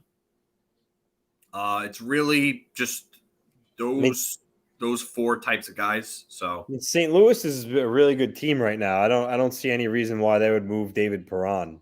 Yeah, I don't either, because looking at them, they're number one in their division. Yeah, I don't see why they would ever. Why they, really. I mean, thank you, Polly. It's so early. Team obviously, as the season goes on, there will be teams that fall out of it. But right now, I mean, aside from Montreal, I don't know if there's like a team that's really you could label as like a seller already. I don't think Arizona. Yeah. Sorry, Arizona. Arizona, maybe Chicago. But Arizona is. We all knew this going in. I mean, who does Arizona really have to sell? Kessel? I mean, who else on that team are they going to? I mean, are they really going to trade that's worth that? I mean, of any much value? I mean, it could go up and down the teams here. I mean, let's see, Arizona. It just, I mean, could they really realistically move Clayton Keller? I mean, I think they would have to probably get above the cap floor if they did that.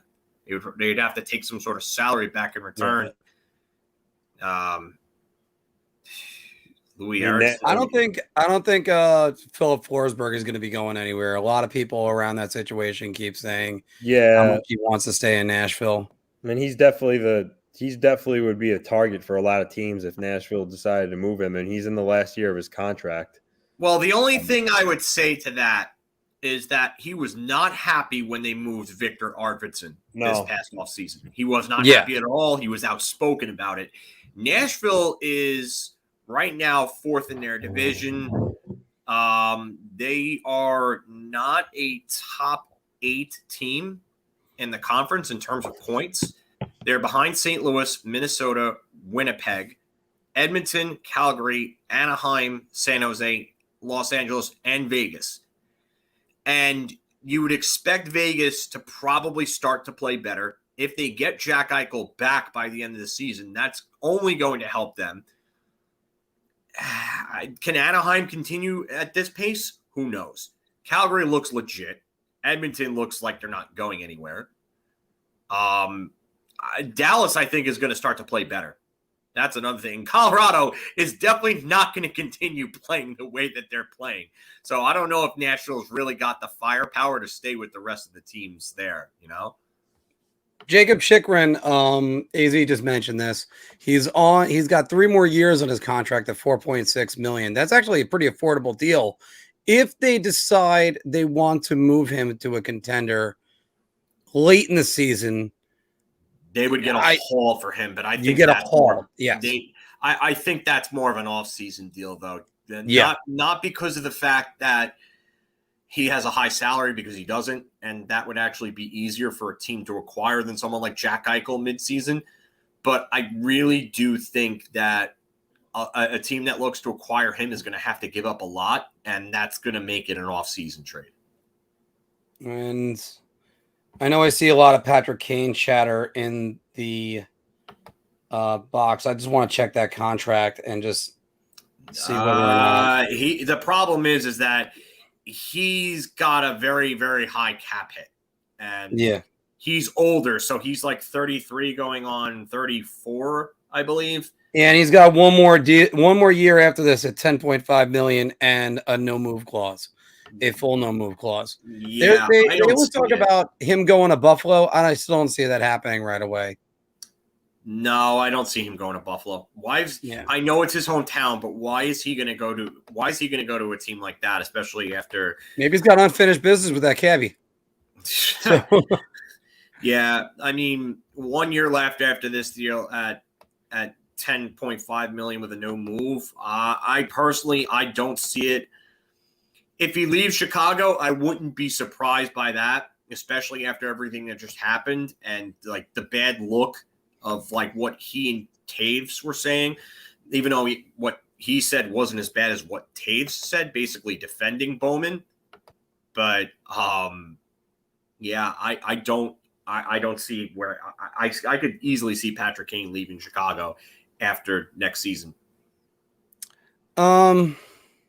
After next season, yeah. I could also see him staying. Why not? You're with that club. You might want a clean slate after this. Yeah, they got a lot of questions though after that. So, I mean, I can't see though them losing Kane and Taves both in the same year, unless they elect. The other decision is in this offseason coming up. They walk up to him and say, You mind if we try to move you guys to whatever your next situation is going to be? I mean, the ongoing thing is everybody keeps saying they want Taves to go to Winnipeg, but he's going to fit in where on that team? I don't know. He's another one, though. But the problem is at least Patrick Kane is worth that type of – he's worth that hit. He's worth $10.5 million. I don't think Jonathan Taves is now. No, Jonathan Taves is absolutely not worth $10.5 million. And there's no way that – and I understand that they're the same, basically almost the same age. They have the same amount of term left on their deal, same no movement clause. But the problem with Jonathan Taves is even in 2020, I get he was almost a point per game in 2019, career year, 35 goals, 81 points in 82 games. Really, really good season for him. But 60 points on only 70 games in 2020. And then he has 8 points, no goals in 14 games this year after not playing for the 2021 or 2020-2021 season. And with his body and the style of play that he plays, there's a chance that his body could just die out in these next couple of years or so. Patrick Kane retires right now. I wish Anthony was still here to ask this question. Patrick Kane retires right now. Is he Where does he fit in the greatest Americans of all time? Top 3 to 5. Top 3 to 5. Who do you put ahead of him? I mean, at this point, I still might have to put Chelios ahead of him. Okay. If you look at the numbers, he's got 409 goals and 1,101 points in 1,039 games. So he's well over a point per game player. He's got an MVP, and he's got, I believe, the first Ross trophy. Yeah, he's the first American to win the Ross Trophy. Yeah, first American-born player to win the Art Ross Trophy. First American-born to win the Hart as well, I believe. He's got a Conn Smythe Trophy, 3 Stanley Cups. He's easily a top 5. I could put Brian Leetch ahead of him because Brian Leetch won 2 Norris Trophies, did something that only 4 other defenders have ever done in the history of the league. 100 points in the season. He was the first American-born to win the Conn Smythe. He's the only American-born defenseman to win the Conn Smythe. Yeah, only American-born defenseman to win the Conn Smythe. Chelios never won it. Chelios has 3 Norris trophies, which is just incredible. He has 3 Stanley Cups? Yeah, 3 Stanley Cups because 86 in Montreal and then 2 with Detroit. And 2 with Detroit. So he's got 3 Stanley Cups. Mike Modano is still probably the best American-born. Yeah, that's where I'm going to go with. I'd go with Mike Modano, probably number 1. Pat LaFontaine is up there for me. I know that he didn't win any individuals, but the rate that he scored at was ridiculous. And if you extrapolate his numbers over a greater period of time, or you take away or you extrapolate it over the games that he missed during his career, he's probably retiring with 600 goals and I would say probably like 1,300 points, maybe even more. So Pat LaFontaine for me is a big one. Mm-hmm. Second American. By the way, Pat LaFontaine, second American-born player to hit 1,000 points. Who was number 1? The first American-born? First American-born player.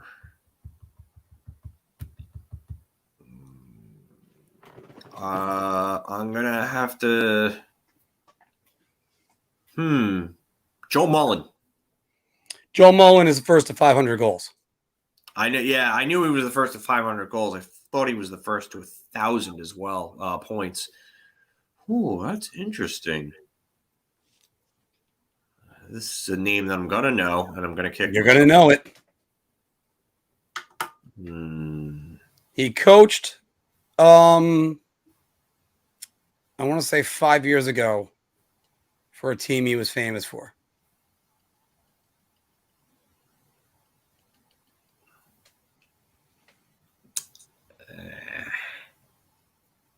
Coached 5 years ago. Yep.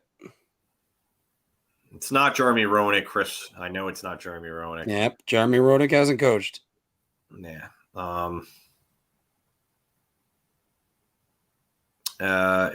It's not Kachuk. Brett Hull doesn't fall under this because he's not American-born. It's not Kevin Stevens because he didn't hit 1,000 points. You ready? Oh, Phil Housley? Phil Housley. Yeah, shit. Nice, Rick.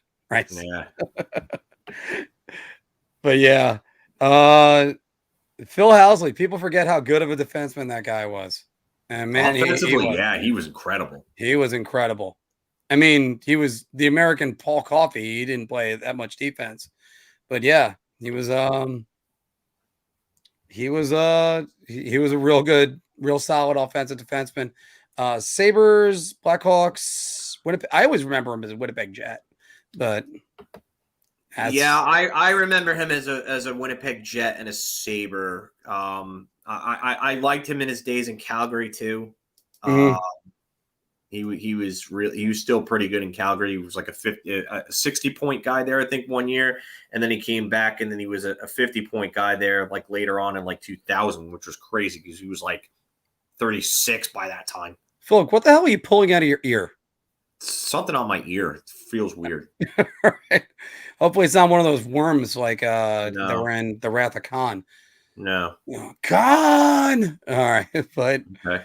I mean, Mike Richter doesn't get enough love for being an American-born player because he was great in the Olympics, he was great internationally, and I mean, he won a Stanley Cup. Yeah, 300 wins. I get it. The World Cup of Hockey. The problem with Richter is that his peak years were just way too short because of all the injuries and then the bad defenses he had after 97. So, But, I mean, you know something, somebody else that doesn't get enough respect around that same era, American-born, Tom Barrasso. Tom Barrasso, yeah. Well, Tom Barrasso, if you watch Tom Barrasso was one of the reasons why Pittsburgh lost to the Islanders in 93. He was one of the reasons why Pittsburgh lost to Florida in 96. Mm-hmm. He was good. He was very good. He won a Vezina as a rookie, I believe, too. In Buffalo. In Buffalo, yeah. But Barrasso, he wasn't the best goaltender. He was very good, but he wasn't the best. And I would say that he really, really benefited from playing in front of those stacked 90s Penguins teams because I don't think he would have had the numbers that he would have had. Kind of just like how Fleury benefited from playing behind Crosby, Malkin, and all those guys. I would say Barrasso was yesterday's but and Yager's Fleury. He also he was also one of the reasons why they got through. It's hard to play on those teams sometimes because then so much is expected of you that if you don't succeed, the public pressure on you is so much higher. By the way, Ely checked that out on Brett Hull. He says you're right. He was born in Canada, but his mother is American. And by the way, I still don't understand that. Brett Hull always wanted to play for Team USA because Team USA took the time out to actually talk to him, invite him into playing. Canada didn't want to look at him or something like that. Who was that idiot? All you have to do is go, that's Bobby Hull's son.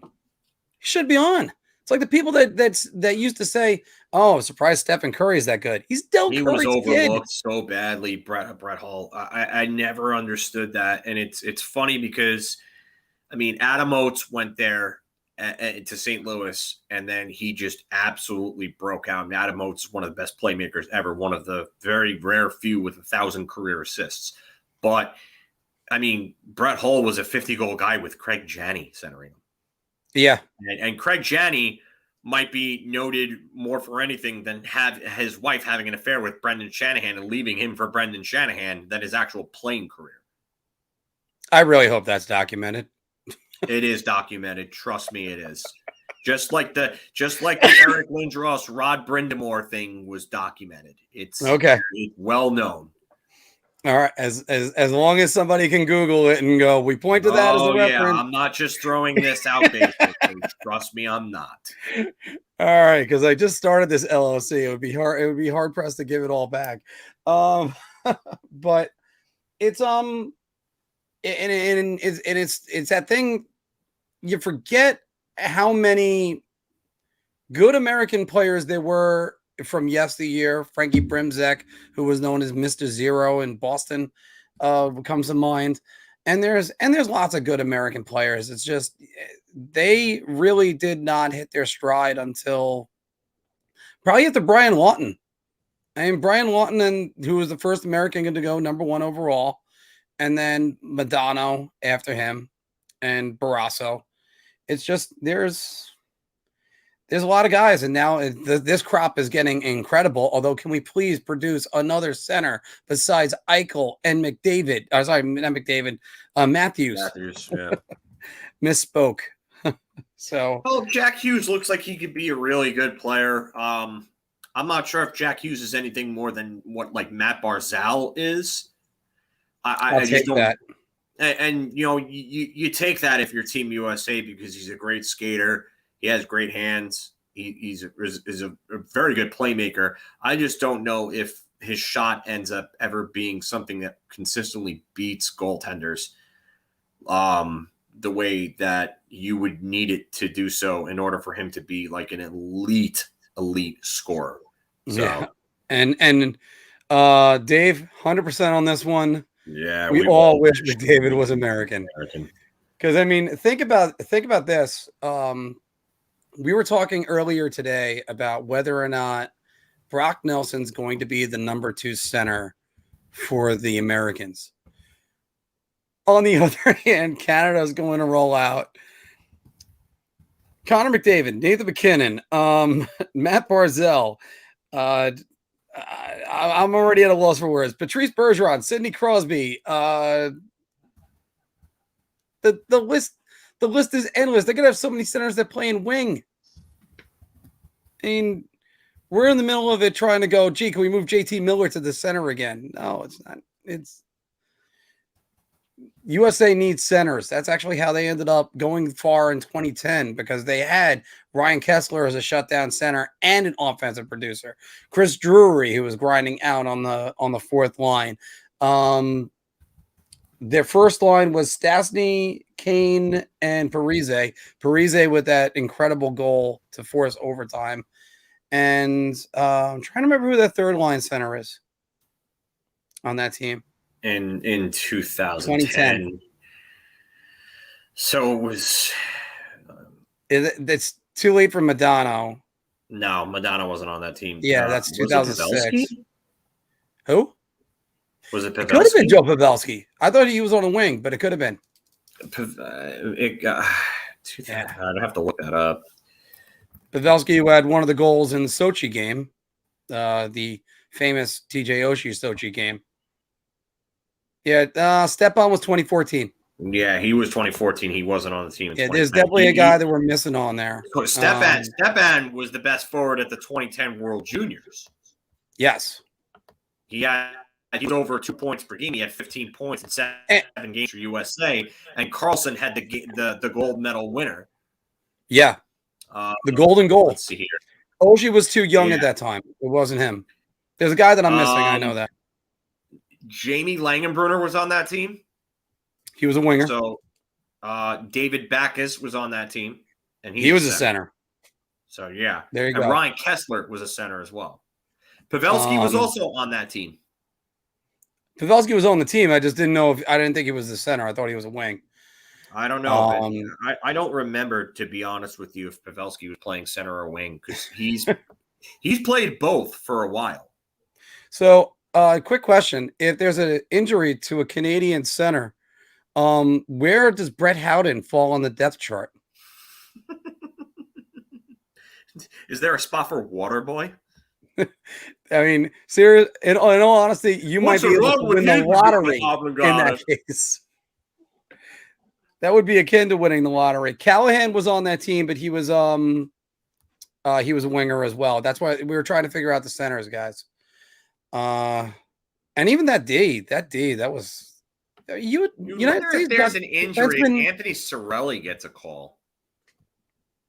There you go. There's one. I don't think it's likely, but I don't know if. Yeah, Slavin definitely makes Team USA. Slavin's yeah.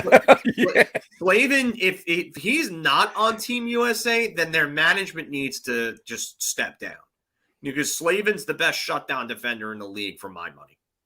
Here's a question for you, Phil. If you're the GM of Team USA, do you take Ryan Lindgren to pair with Adam Fox? Probably keeping not. The continuity of those two together. Probably not. I don't think you can do that. I really don't. If you look at what you're going to have, right? Seth Jones, he's a provincial selection. Mm-hmm. Whatever. That's the Bowman nepotism thing. You got Fox, yep. Jones, Slavin, like you said, Charlie McAvoy, Zach Werenski. You're not even talking about Quinn Hughes yet, who's still one of the better puck movers. And I put Jones right back with Werenski. You probably could do that. I mean, Other really good American-born defensemen. Jeez, I mean, This is one of the best comments. Ryan McDonough is another one. Ryan McDonough's in there. Yeah. You know, he's still old enough to be like a sixth defenseman. Yeah. Brody put this comment in there. I gotta just, it's changing gears for 1 second. We'll get back to it. But as soon as Vegas saw Howden effect on the first line, they said, "Fuck it, we're getting Eichel." And you know what? It's funny because it's so true in a way, because that right after that game, then the Eichel talks really started getting ramped up again, because they looked like they were dead for a minute. Oh, God, I'll cover this one for you, Rich. He's the Slavin. Oh, he's the defenseman on the Team USA. Oh, God. Help me. I work with idiots. This is what you get from a guy that wanted to be a voiceover actor. So yeah, and then you got this one over here, because you know what happened last season. So Russia might be down an elite forward. I would never. And by the way, there's at least three. There's at least three laughs. That's what I got. 1, 2. Are they laughing at you, or are they laughing at me? It's still a laugh. That's what counts. Yeah, I think this comment is a little more fitting. And then this other one, stick to hand modeling. But at least I didn't pull out any Woody Allen. But that's a good question though. Like what player could step in for Canada in the event of an injury? You know, they have 9,000 centers. I would not put Taves there. I'll tell you that. I wouldn't touch Taves with a 10-foot pole right now after all this. Well, I mean, they don't care. They just want to see the best players that they can. But what will happen is you already get, all right, Canada's probably going to go. Could Ryan Getzlaf get one last hurrah? Could. Jared Stahl's playing really well right now. Jordan, not Jared. Oh, sorry. Yeah, Jordan. Yeah, Jared really never played in the NHL. Except that one shift was like his brother's. Yeah, Brody, they should get him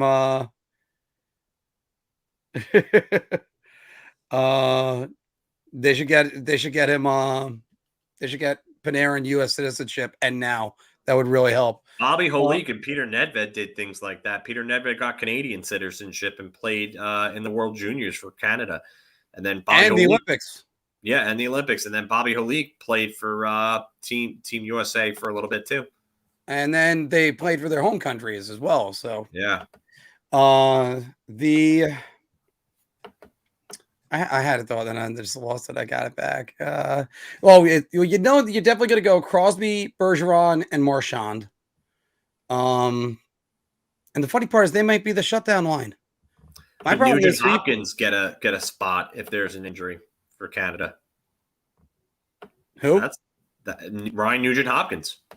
There you go. There's one. But I mean, do you put him on the top line? Because that's a question. Because the guy that really brought that question to the forefront was when Dan Bilesma was coach of Team USA, and he took Paul Martin. Logan Couture is another one that could be available for that. I mean, he's got 11 points in 11 games right now, which is a big rebound from 31 points in 53 games last year, and then 39 points in only 52 games the year before. So it's a nice start for Logan Couture. You got to remember, Rick Nash in 2014 got injured in the third game of the season in the hurdle game when Brad Stewart hit him with that blatant elbow, never got called, never got suspended for it or anything like that, was out for a bit, and then came back and then scored 11 goals in 11 games. And Mike Babcock wanted him because of the job that he did on Ilya Kovalchuk in the 2010 Olympics defensively on him and the way that he killed penalties for Team Canada in that Olympics in 2010. So if you have a real hot start and you carry this through the season up until the Olympic break, they could decide last minute that they want you. It's happened before. Rick Yeah. Nash proof. I mean, and you look at the I think Canada's wings in the 27 Olympics. Speaking of Rick Nash, I think that line was Taves on the left, Nash on the right, and I think it was Stahl at center. They had a huge gold medal game. That's what I remember, because Stahl and Taves, I believe, both scored. And then for the Americans, it was Kessler and Parise. And, of course, the gold medal winning goal. Crosby, yeah. Yeah. You know why he scored that? Canada Goose. Why don't you let that marinate? If anybody hasn't seen that episode of Letterkenny. So, must be nice.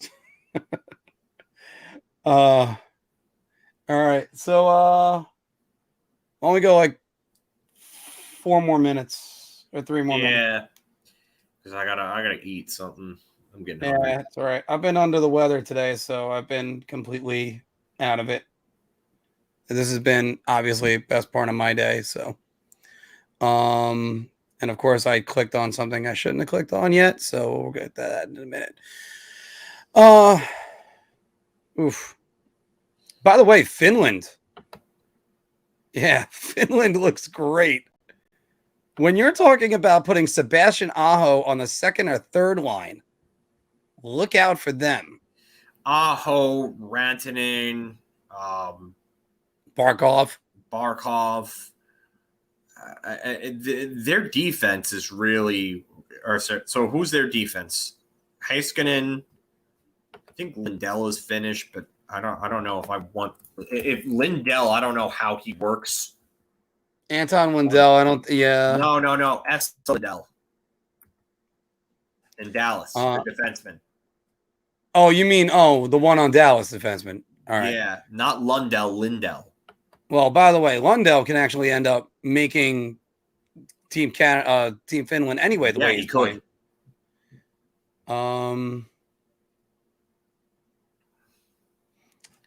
That's you that put that up, the mock Canadian one. I know that's not me. That's Anthony. Then. All right, then yes. Wow, that is a hell of a team. Yeah.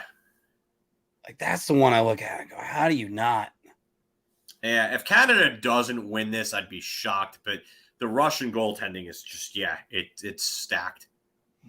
Russian goaltenders are going to be Vasilevsky, Bobrovsky, and I'll say Varlamov.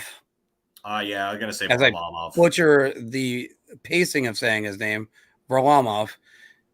What the hell was that? And hey, Johnny Red. Hey, Johnny. Right there, Patrick Laine, who's playing like he wants to play in the Olympics. I mean, they've got some talent. Like I said, I really do wonder about their defense. You have Lindell, you have Heiskanen. Who else are their defenders? Hakanpää? Yoki Harju? I got to look over their defenders and remember who the hell's Finnish. I mean, I'm probably missing some notable defensemen. We're definitely missing some notable defensemen. Henry Yoki Harju. Uli Levy is probably not making that team. Oh, Rasmus Ristolainen. Okay, but whatever we want to say about him defensively, he's making Finland. Yeah, he's making Finland, but I mean, is he a difference maker against that type of level of competition? I don't know. You better pair him with somebody that could do that. You better pair him with somebody that's really good defensively. Yanni Hakanpää would be one of your options, but I mean, again, he's like a bottom pairing option in the NHL. I mean, this is not really. I don't know where. Do you ever find it funny though how there's a little bit of ebbs and flows sometimes, but you ever find it funny how certain countries, sort of like we talk about it with the cradle quarterbacks in football, running back U, which is Georgia. By the way, cradle quarterbacks is Western Pennsylvania. Long Island produces great lacrosse players, but this has actually been a little bit more fluid with the NHL. Finland 10 years ago was known for their goaltenders that they produced. whether it was Tuukka Rask, they had that wave. Kiprasov. Now they're producing better defensemen. I mean, they have a couple of really good centers and really good wings. I don't know about defensemen right now, but I mean, Olli Maatta, would that be another? Olli Maatta is one of your Olympic defenders. But usually the Swedes usually produce great defensemen. Yeah. The Russians right now are producing great goalies, which is, I wondered that for years. You have all this scoring talent. When does the goalies catch up? And right now, you can't go a draft without a Russian goalie.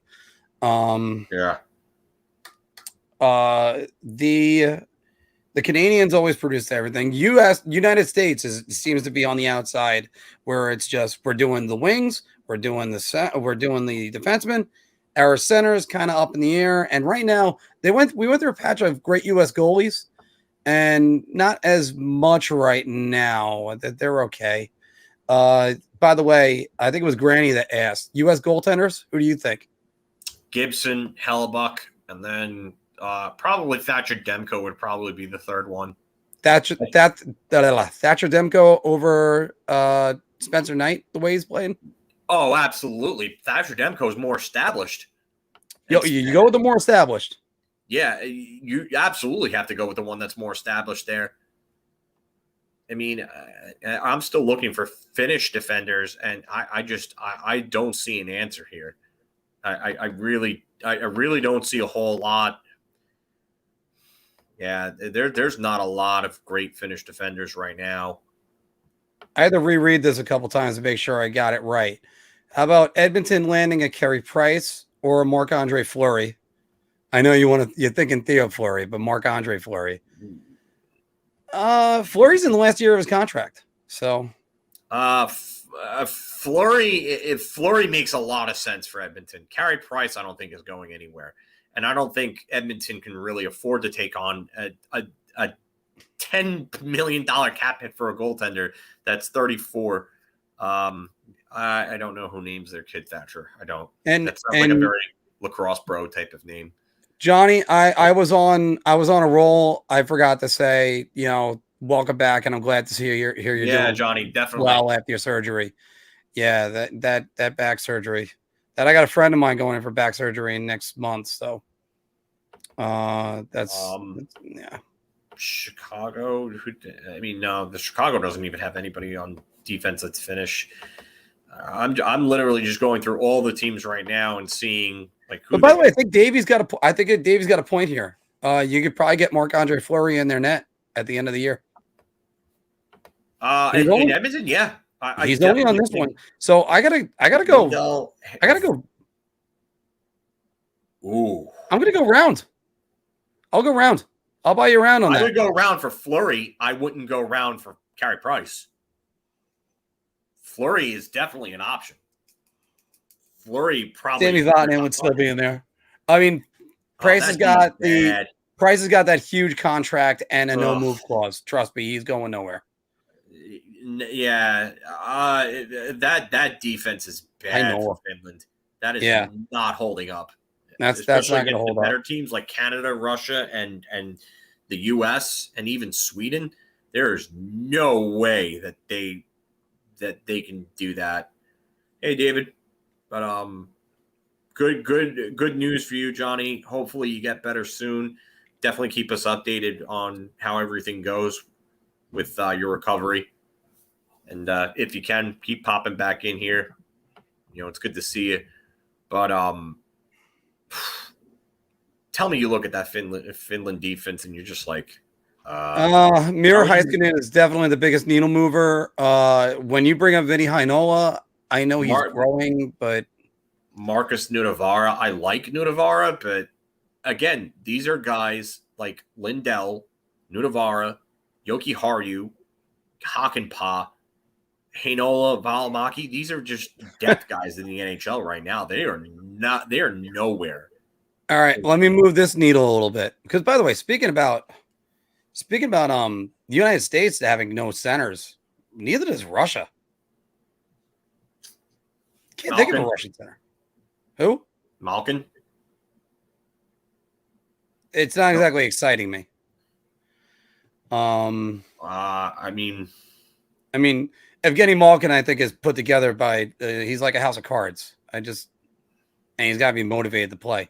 yeah, I get it. I think he's going to be motivated to play, though. I think Pavel Datsyuk will play, and I think he can still give you more, especially on a bigger surface. Yeah. It's a matter of how much can Pavel Datsyuk give you. I like Datsyuk. I just don't know if I like him enough. I do agree their center depth is probably leaving a little bit to be desired. I mean, even Sweden, I can't even think of how they're doing with their centers. And they're mostly defense. I mean, I'd have to sit down and look at the rosters just to be sure. But, yeah, I got to go Canada number 1. Canada is definitely number 1. I'm not sure if I put Sweden ahead of USA at this point, but John, just to say this, as Brody says right here, who'd have thought you'd ever say that about Russia?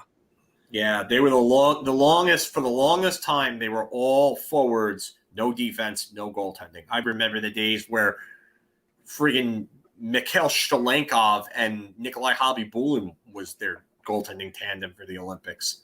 What? Shtalenkov, I believe, was the guy that started the gold medal game in '98. Yeah. So there you go. But, yeah, there's a lot of things I just question. With their wingers, Ovechkin, Panarin, Kucherov, Svechnikov. I mean, Tarasenko. But they're both like Team USA. There's a bunch of great wingers, and I think pretty decent defensemen. I mean, Sergachev is going to make that team. Trying to think of a great Russian defenseman right now. Sergachev, Provorov,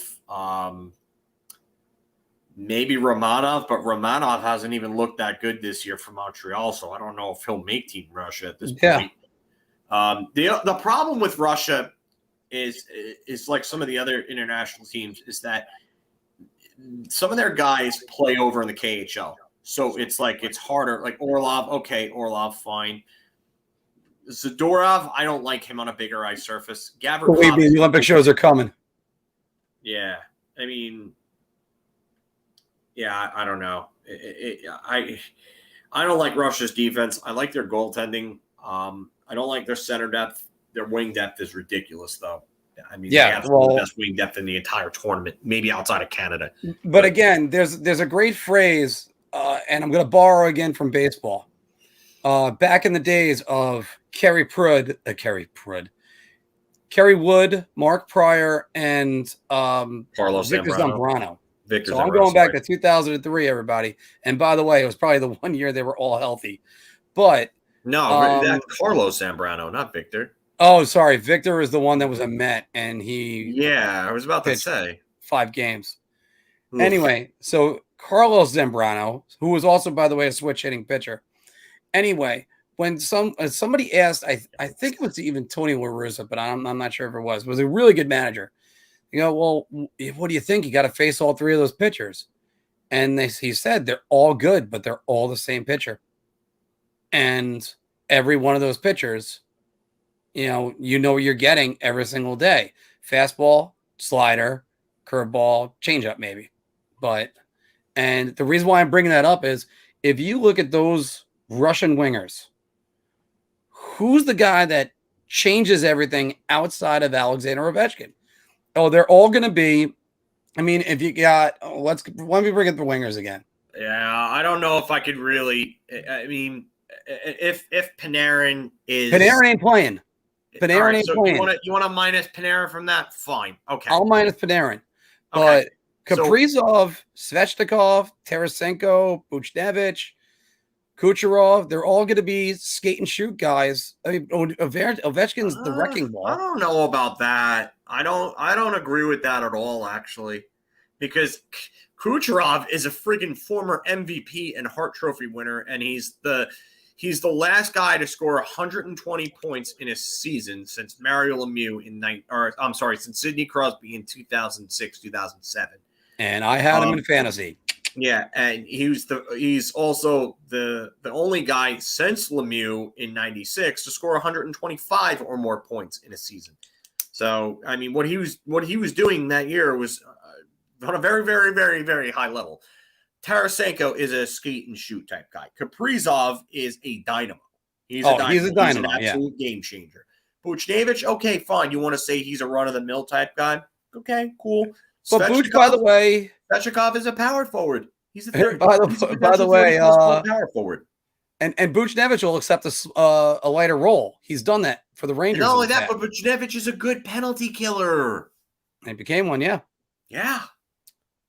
Sorry, Dave. Didn't mean to give you too much PTSD with that. But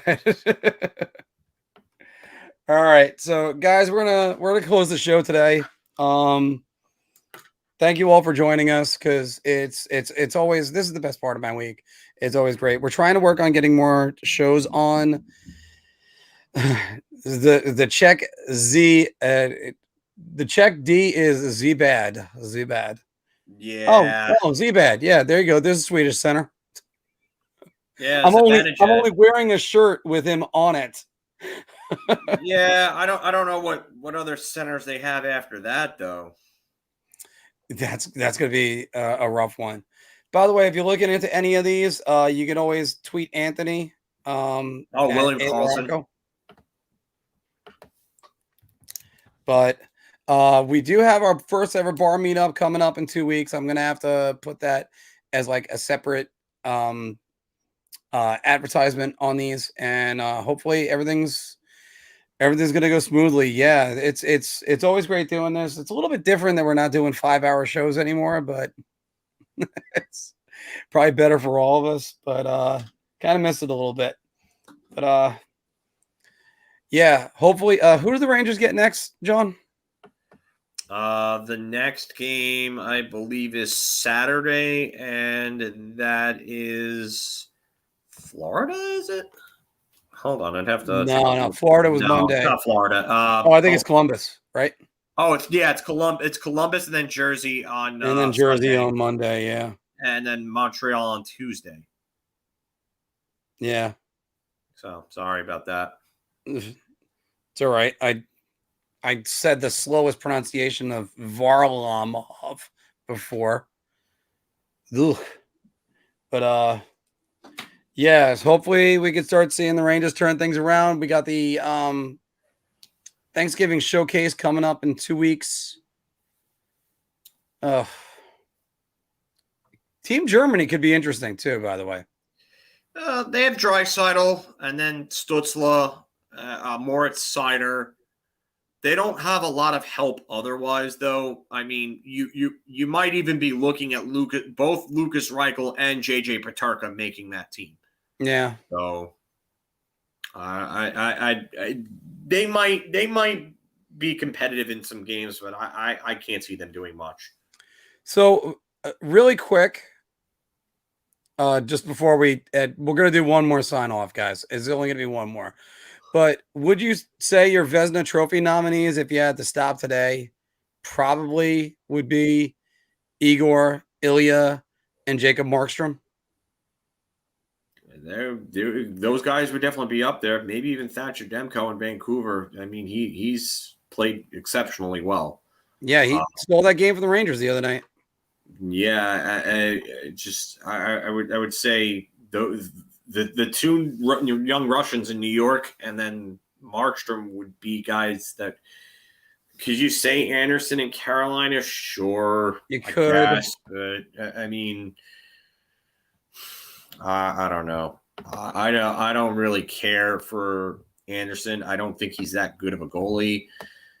I mean, if you look at the goals against averages right now, Reimer leads the league with a 1.60 goals against in 6 games.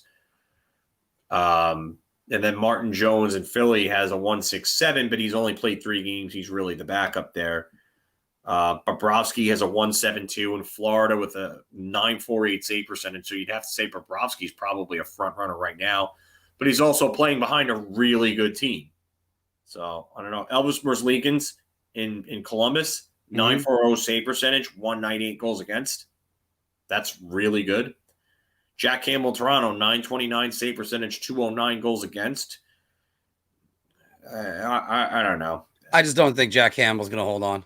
No, I don't think so either. But No. It's early. Igor Shesterkin's goals against ballooned up to 237, and his save percentage went down to 931 because of his last two appearances. If those are just normal games for him, not even like exceptional games, he's probably closer to a 940 save percentage, and he's probably around a 190, 195 goals against, and you're probably looking at him as a Vezina front runner. I just picked up my pen that's started to say the wrong message right now, because then when I'm doing this, then I'll just continue talking. But it's, who knows? Maybe there'll be a Jim Carrey popping out of nowhere like there was in 1997. So 96. All right. Thank you. It was 96. Yep. He was 97. I'm stupid. 97. He was traded to the Bruins. Yeah, so, that was the Adam Oates deal. But it's funny because two goaltenders broke up Hasek's string of what would have been 8 consecutive Vezina trophies. And they were both Capitals goaltenders. Yeah, you know who the other one is then. Okay. The other guy took the job from Jim Carrey. The guy that got all the wins when Jim Carrey couldn't. It was all goals like goalie. Only the goalie. Yeah. So it's one reason why I didn't believe in them getting to the 98 finals, and then they did. So yeah. All right, everybody, thank you very much. I'll try to get the first Rangers clip on tonight. There's going to be multiple Rangers clips because John and I just kept on talking, and half an hour for the Rangers. Sorry, Islander fans. The Rangers make so many more headlines. It's kind of a good thing in the end. So, so you have that, and you got I'll have the whole thing on iTunes. If you're listening to us on iTunes, thank you very much, of course, and also Spotify too as well. So you can always take us with you in the car if you didn't hear all this.